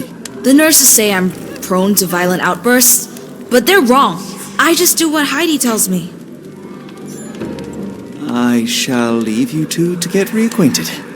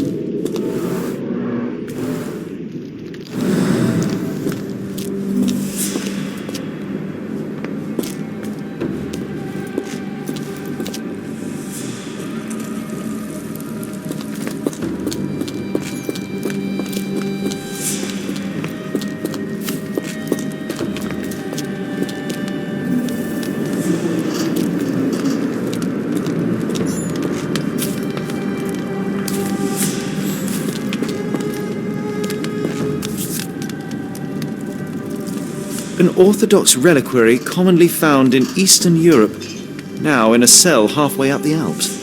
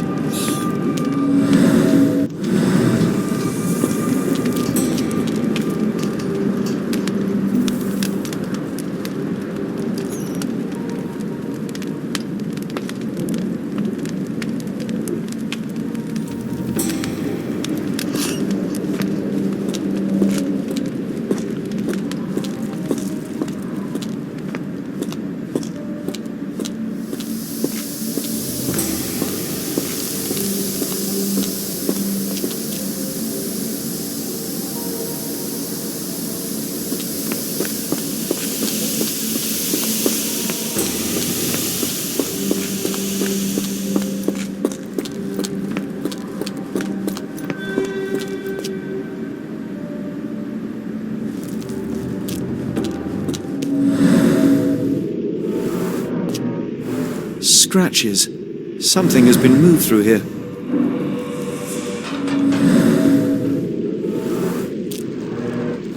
This seems to be a locking mechanism.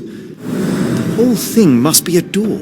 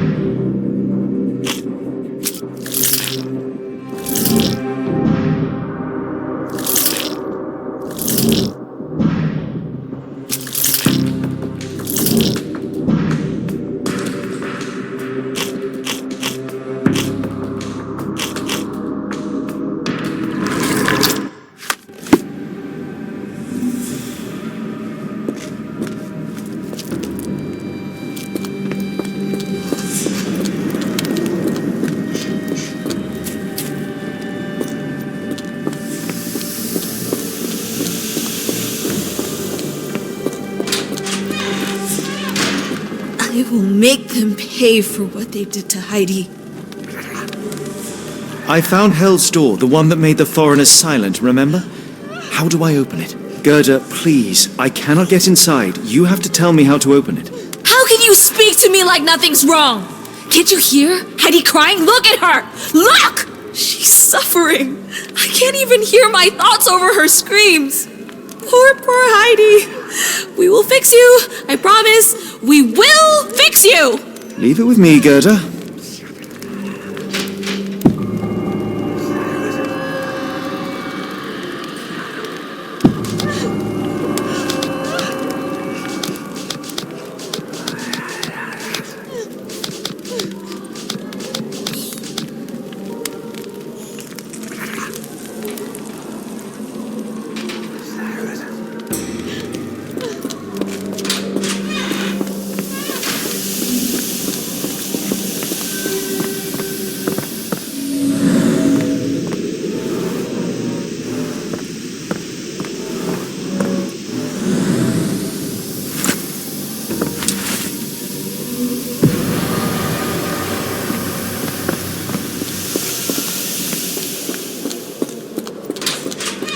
You're going to be good as new.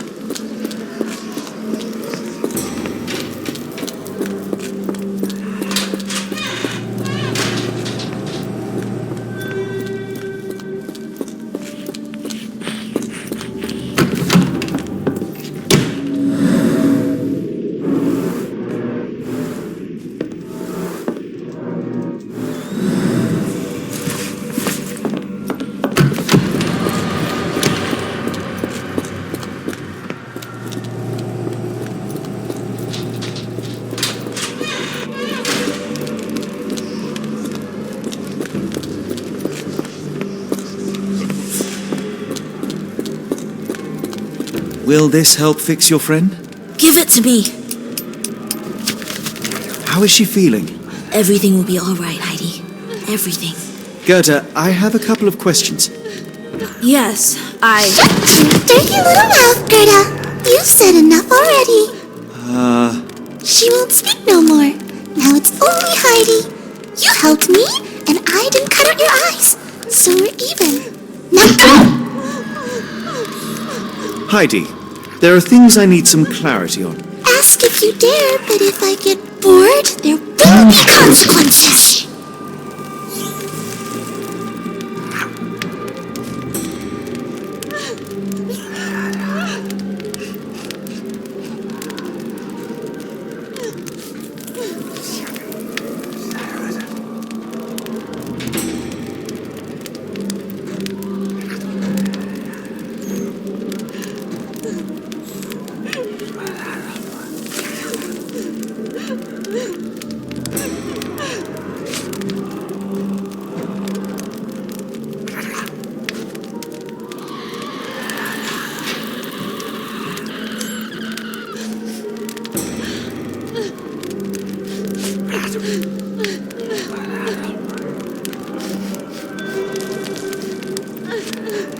I found Hell's Door, but it's locked.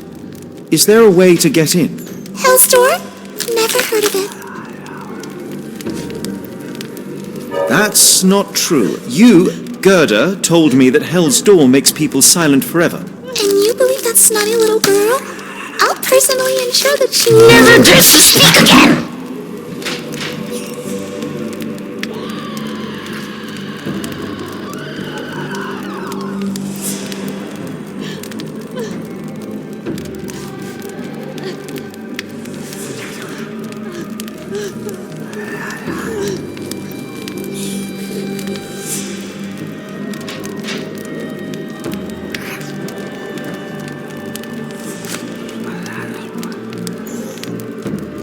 Professor Gygax hurt you repeatedly, scarred your body and mind. You are not protecting Hell's Door.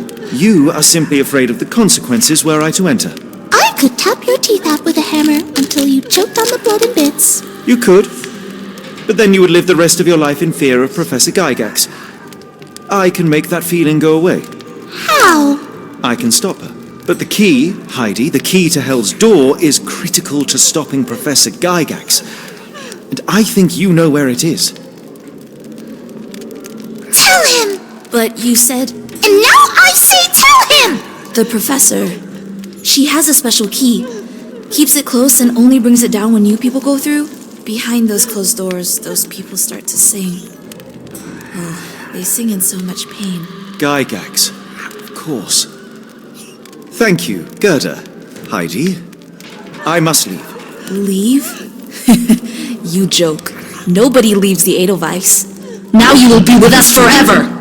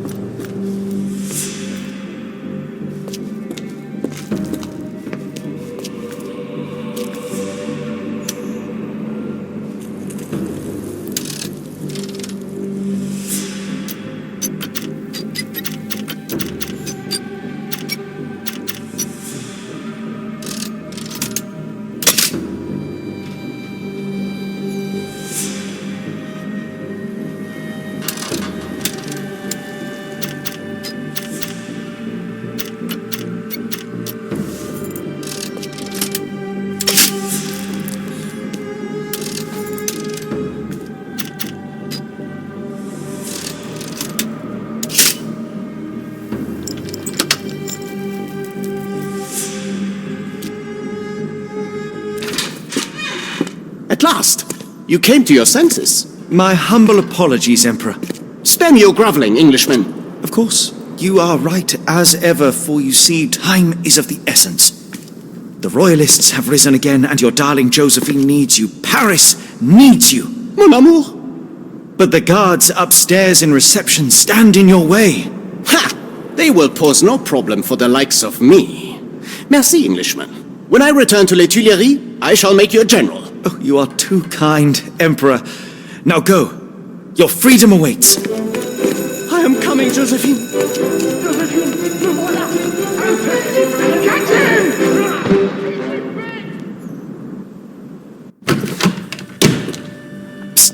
Watson, over here.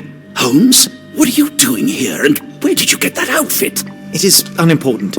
I require your assistance.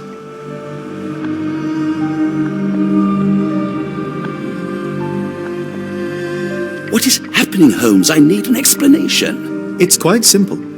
I created a distraction so that I could tell you something important, and in turn, I need you to acquire something important for me. How can you call any of this charade simple?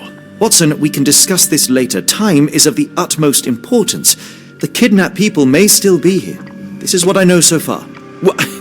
You really found all this on your own? Focus, Watson. I need you to find a key. It will be most unique.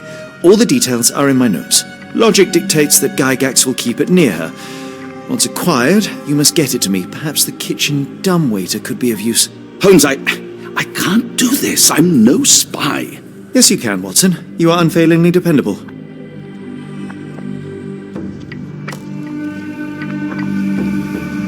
Dr. Watson, visitors are not permitted back here. I'm terribly sorry, Mr. Kuntz. After the war, my nerves, I fled all that commotion. It is nothing. A patient attempted to escape. He will not get far. Now, if you would like to follow me.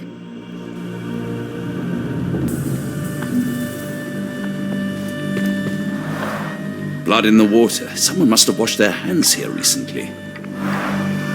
What have we got ourselves into, Holmes?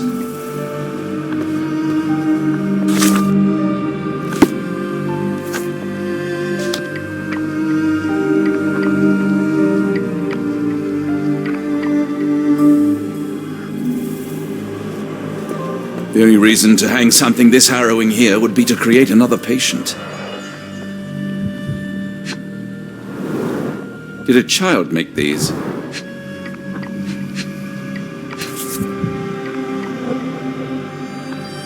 Perhaps I should take this. For all I hope it won't be needed.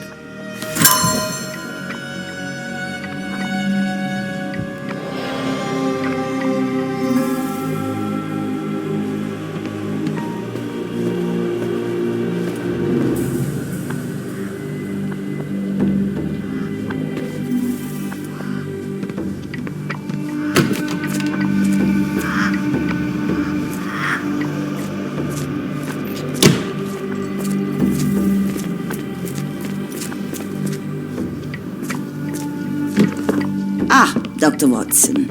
Just the man I wanted to see. Professor, I'm surprised you're not trying to catch that escapee. Please, my time is far too valuable. I hope Nurse Kuntz has been taking good care of you. He has certainly kept me out of trouble. Professor, it is time for your appointment with your next patient, Mr. Wolf. Herr Wolf can wait until tomorrow. I wish to speak with Dr. Watson. As you wish. You still see patients yourself, even as the director of this entire facility? Only the important ones. And yet I rarely get to pick the brain of a man like yourself. I think it is time we got to know each other, no? I'm afraid there's not much to know. I'm just an average chap living a rather prosaic life these days. Dr. Watson, those of us who pursue knowledge are anything but average. Now, who are you?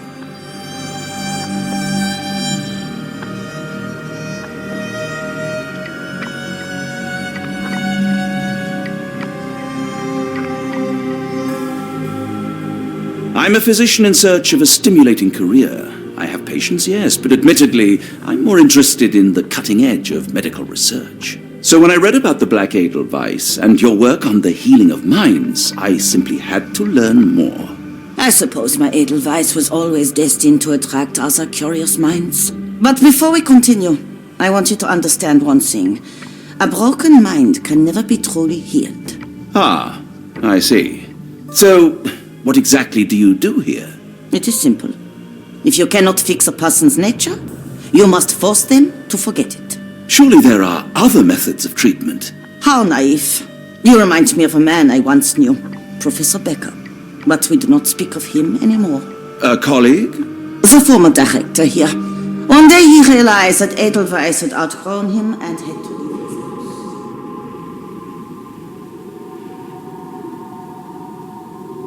Do you grow weary of me already, Doctor?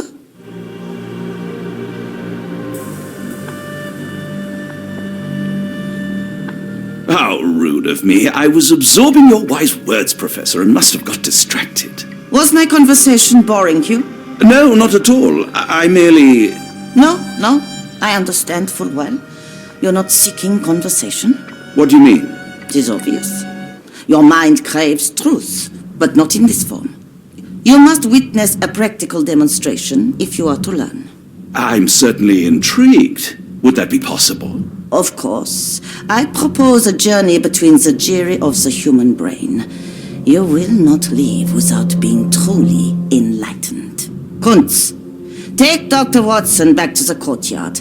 Then tell the nurses to prepare the operation room and the girl with the doll. Yes, Professor. Our preparations will take a little time. I will come for you soon, Doctor.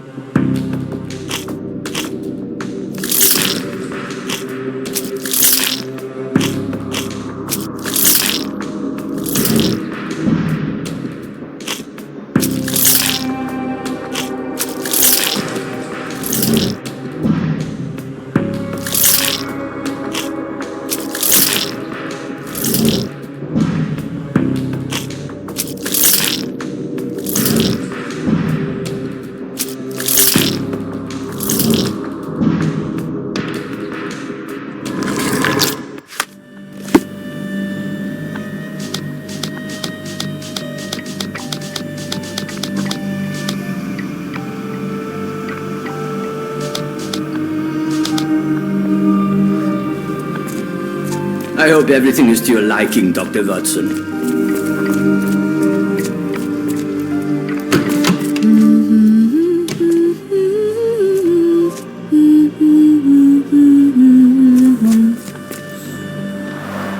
Looks dusty but functional. Oh, we never use that. I think it connects somewhere downstairs. Did you hear that a patient escaped? All the guards rushed off to find him.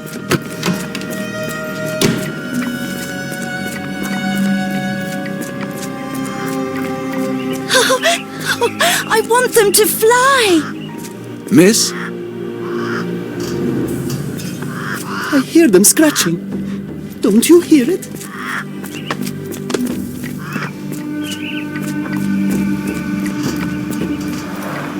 Minor birds, if I'm not mistaken. Beautiful creatures. Sad that they're caged here. Give it to me. No, I don't want to. Why not? Did you see my son? He's such a sweet boy. If you happen to meet him, tell him I'm here. A visitor? No, you shouldn't have come here. Get out while you can. If you linger too long, the professor will keep you forever. I don't want a card block me tonight.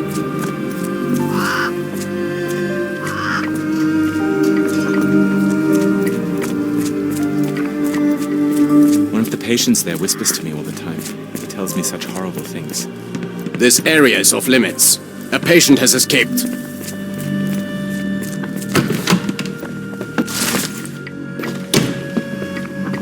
I'm struggling to remember something. It's something familiar. If only I could place it. I must think. Maybe if I write another poem, I will remember.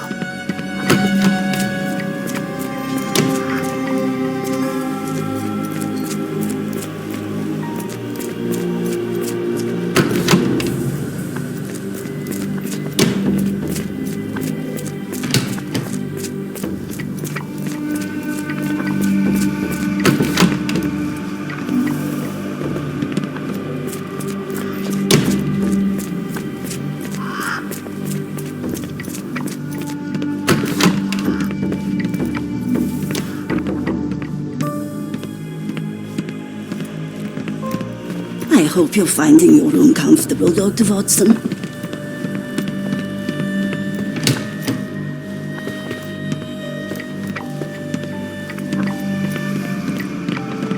I can't just leave Holmes here alone.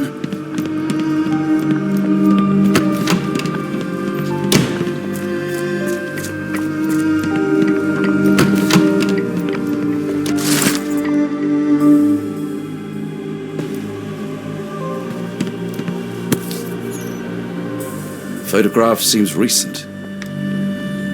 A commemorative photo album. Been a while since I've been in one of these.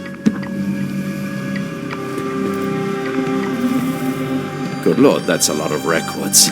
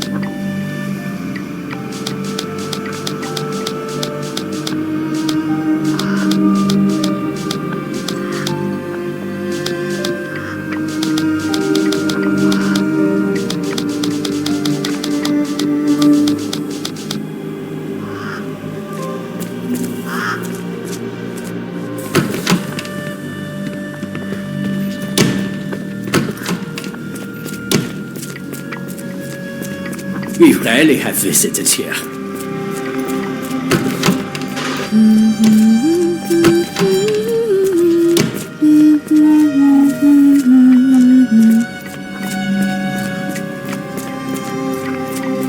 I should resign, shouldn't I? This is all a bit much. Try to fly away! Escape, my little ones! Too bad my parents had to leave so soon. I haven't seen them for months.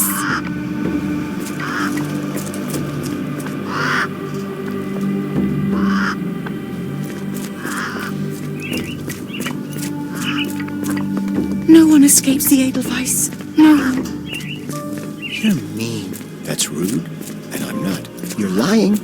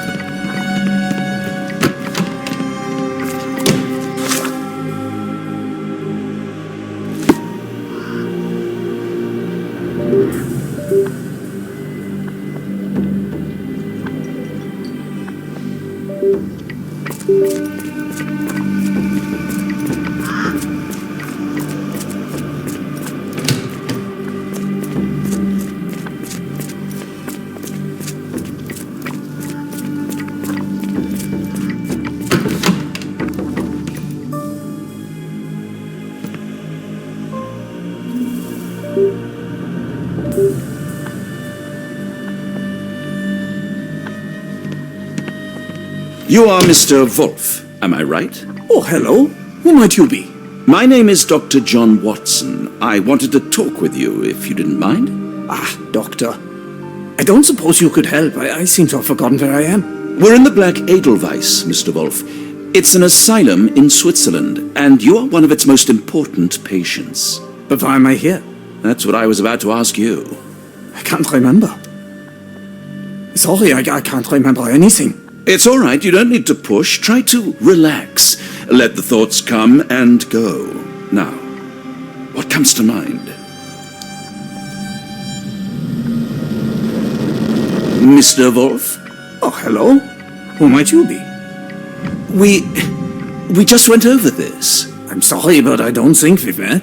We were just discussing this facility, the Black Edelweiss Asylum, and why you are here. That name does sound familiar. Holmes, the things I do for you. Excuse me, who are you? And who's this Holmes fellow? I am Dr. Watson, and Holmes is, well, you could call him my imaginary friend. That's just a little joke, don't mind me. But why am I here, Doctor? Am I sick? I'm sure I can take a look.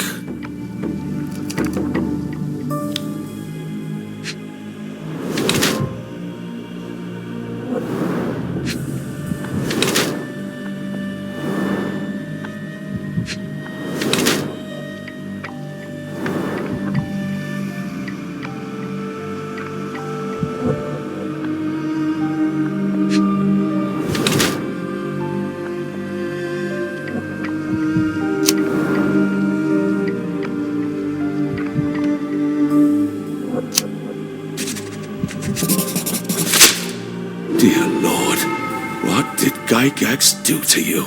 Excuse me? Who are you? Oh, never mind.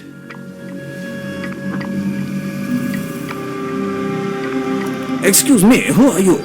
I don't know what.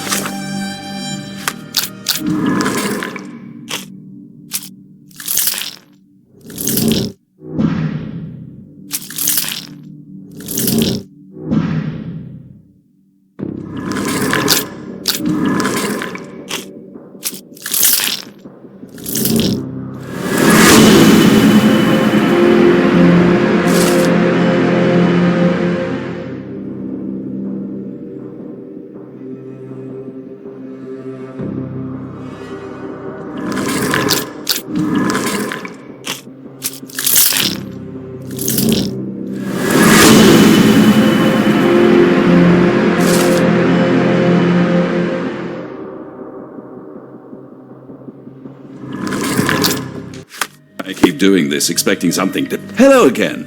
You won't remember me, but we've met before. I am Dr. John Watson, and you are Professor Becker. You were the previous director of this facility, the Black Edelweiss. Professor, really? Actually, that name does sound familiar. Wait.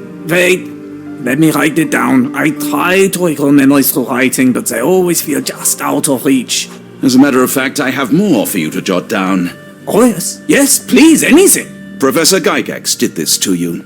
She made you forget everything, even who you are. But we will play a trick on her. We will write a letter so that she learns her lesson. Put down what I dictate.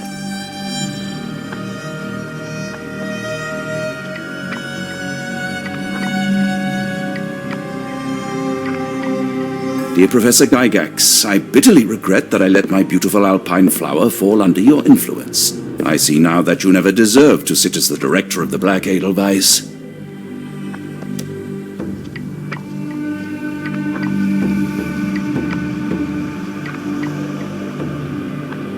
You are not, as you so claimed, the future of the Edelweiss, and you never were. And by the time you make it to my cell, the police will already know the truth of how you came to be director of this asylum. Signed, Professor Becker. There. It's done. Now, hold on a minute. Who are you? My name is John Watson. I'm a doctor from London, a veteran of Afghanistan, and I wish to be a writer, though deep down I fear I lack the talent. And presently I'm risking my life to help my brilliant detective flatmate in the pursuit of a cult of kidnappers, even as I fear it may destroy him. I'm tired and hungry, and I have not had a good bath in weeks, and yet despite it all, I feel alive. Any more questions? Good heavens, sir. You're as mad as they come.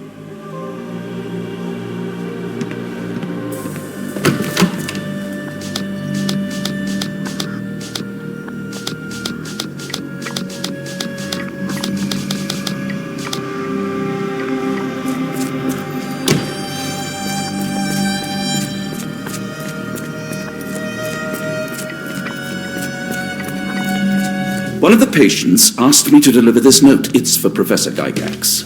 Thank you, Doctor. Leave it with me.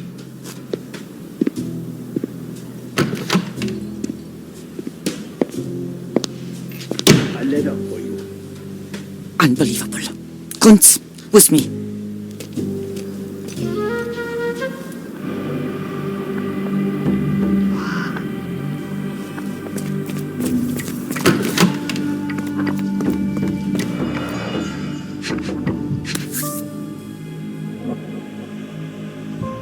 Close, but I don't think this is the key. This is too small to be what Holmes asked for.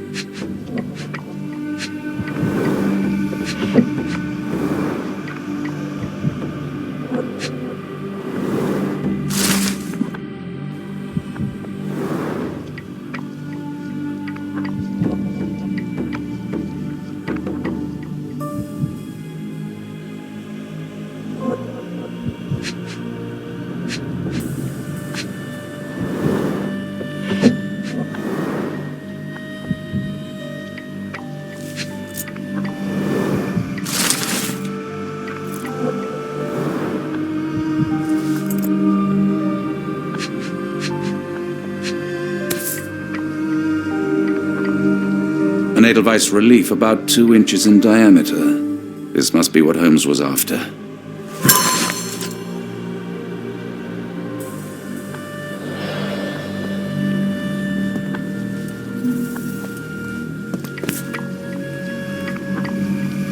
Nothing special about this.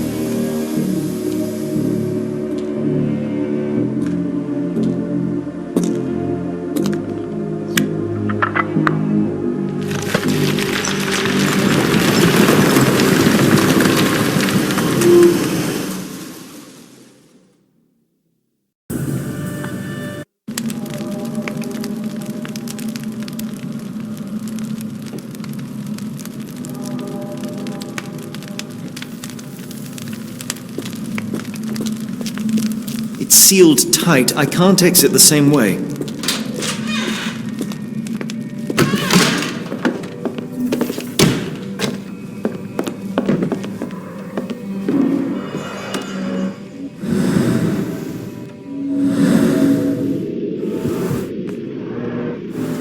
tooth of an adult male, likely lost in a beating, only a couple of days old.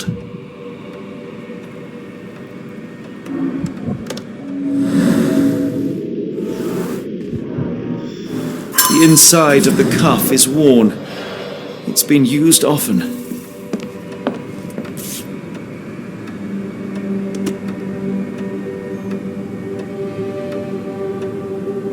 A wax cylinder. There is something recorded on it.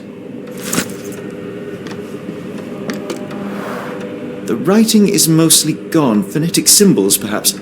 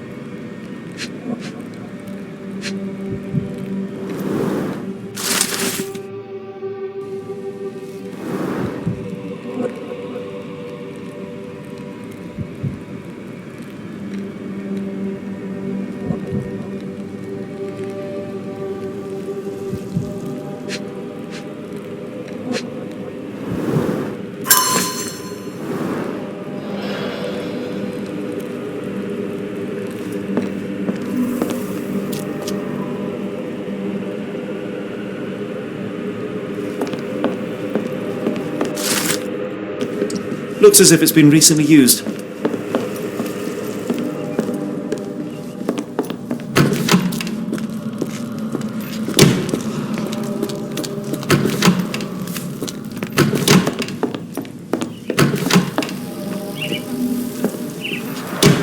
A very professional brain dissection.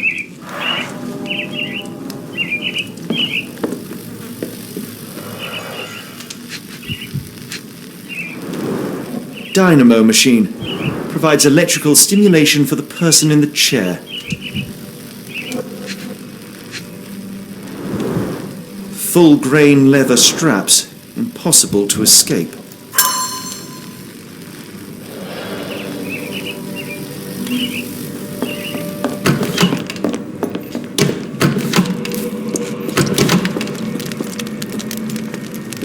Oh, the smell.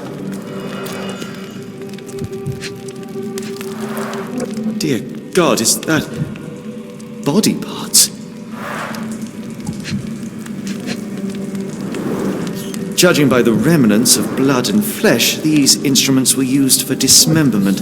Utterly inhuman.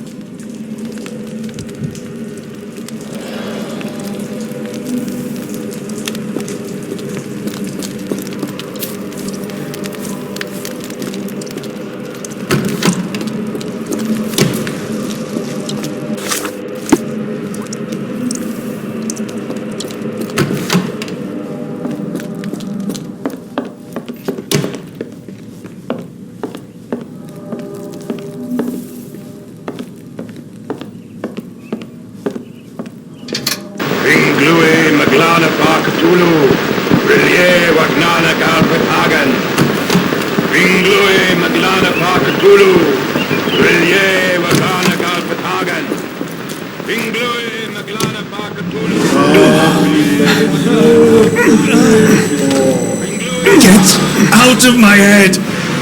Your mind festers devoid of soul. Find reverence for the one and tremble. Great Lord! Left your body. Surrender your soul and become a servant of madness. Please! No more! Stop it! Watson! John! Somebody! Wretched mortal, do not fear what is to come. Let him rupture our world anew. Awaken! And let the World behold!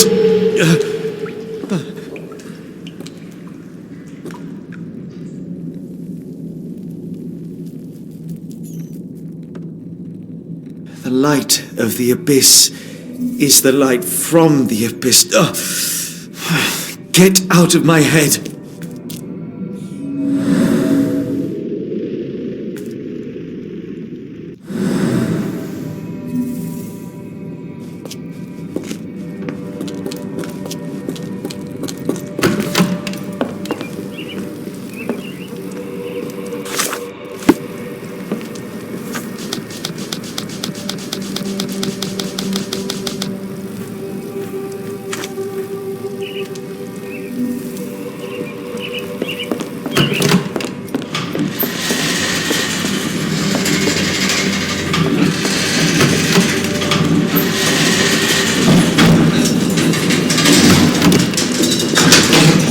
Hydraulic elevator? How ingenious.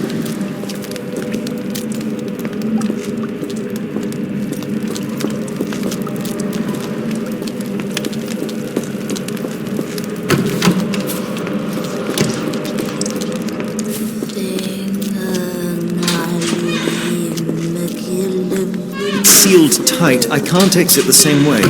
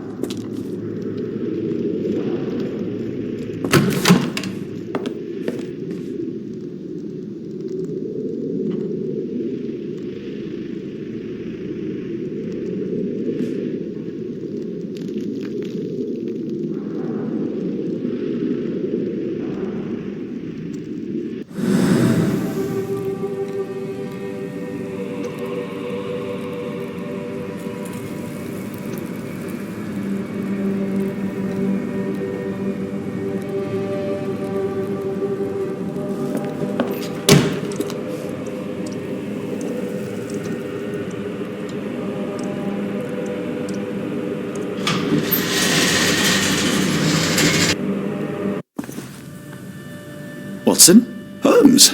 What are you still doing here? Still? I was trying to find more information. Did you think I was just going to sit in my room twiddling my thumbs?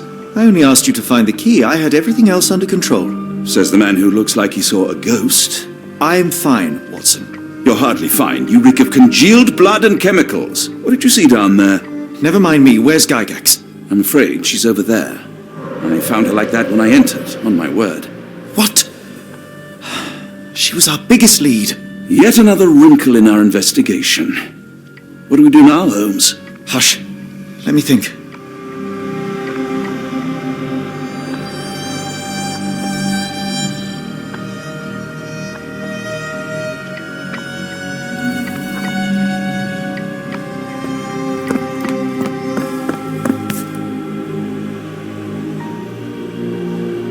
Heidi, how did it end up here?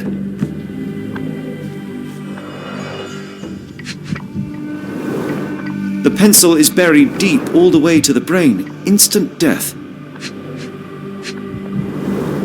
No traces of blood on her clothes. Must have got on her white overcoat. The patients here wear the same robes. We'd better inform the local police about this. You're right, Watson. But first, we need to determine where our case goes next. I had nothing to...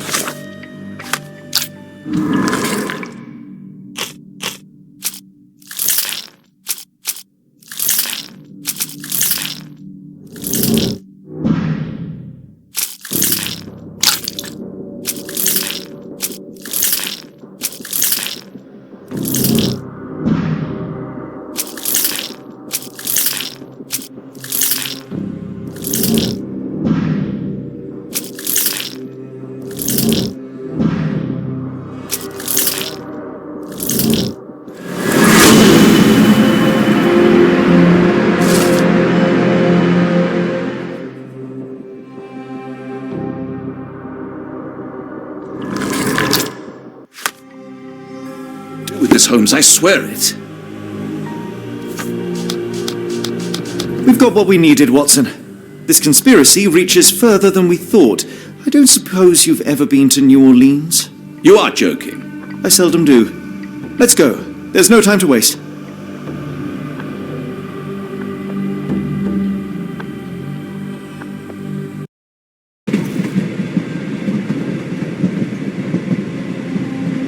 There's nothing in this world that cannot be explained with logic and reason. Nothing in this world. Holmes? You seem troubled. I'm not troubled, Watson. I am preoccupied. That place was awful. Inhumane. It would be natural to experience some feelings of shock or fear. Men reduced to gibbering imbeciles, numb beyond recognition, powerless to help themselves. When a doctor does go wrong, they are the first of criminals. They have the nerve and they have the knowledge.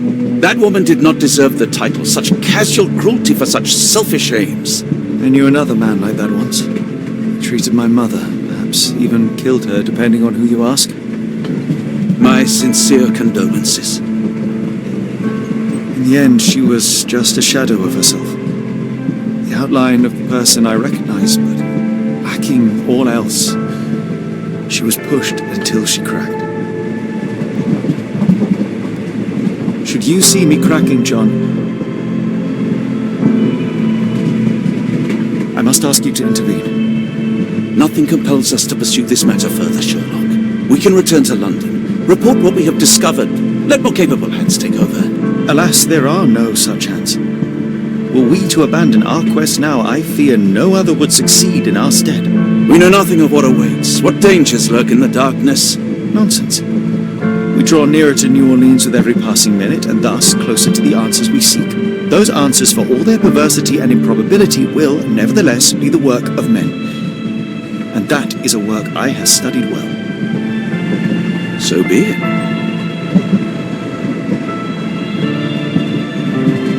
I know you to be a diligent author, but if I may make one request. Kindly omit my mother and her suffering from your tale. Of course. Thank you, John.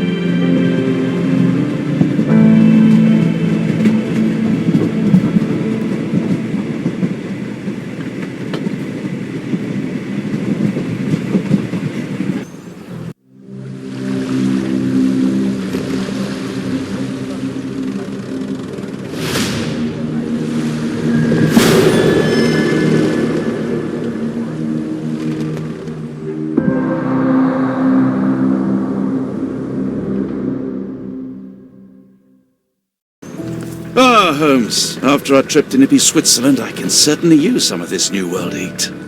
Do not get carried away, Watson. What we could certainly use are answers to my questions. I know, but you look exhausted. Why didn't we find the hotel first? We shall rest when our investigation is over, and not a moment sooner. I shall ask you to handle our bags while I search for the bank. As you wish. Oi! Stop it, you! Our luggage! Good Lord, what have you done? That's my stuff.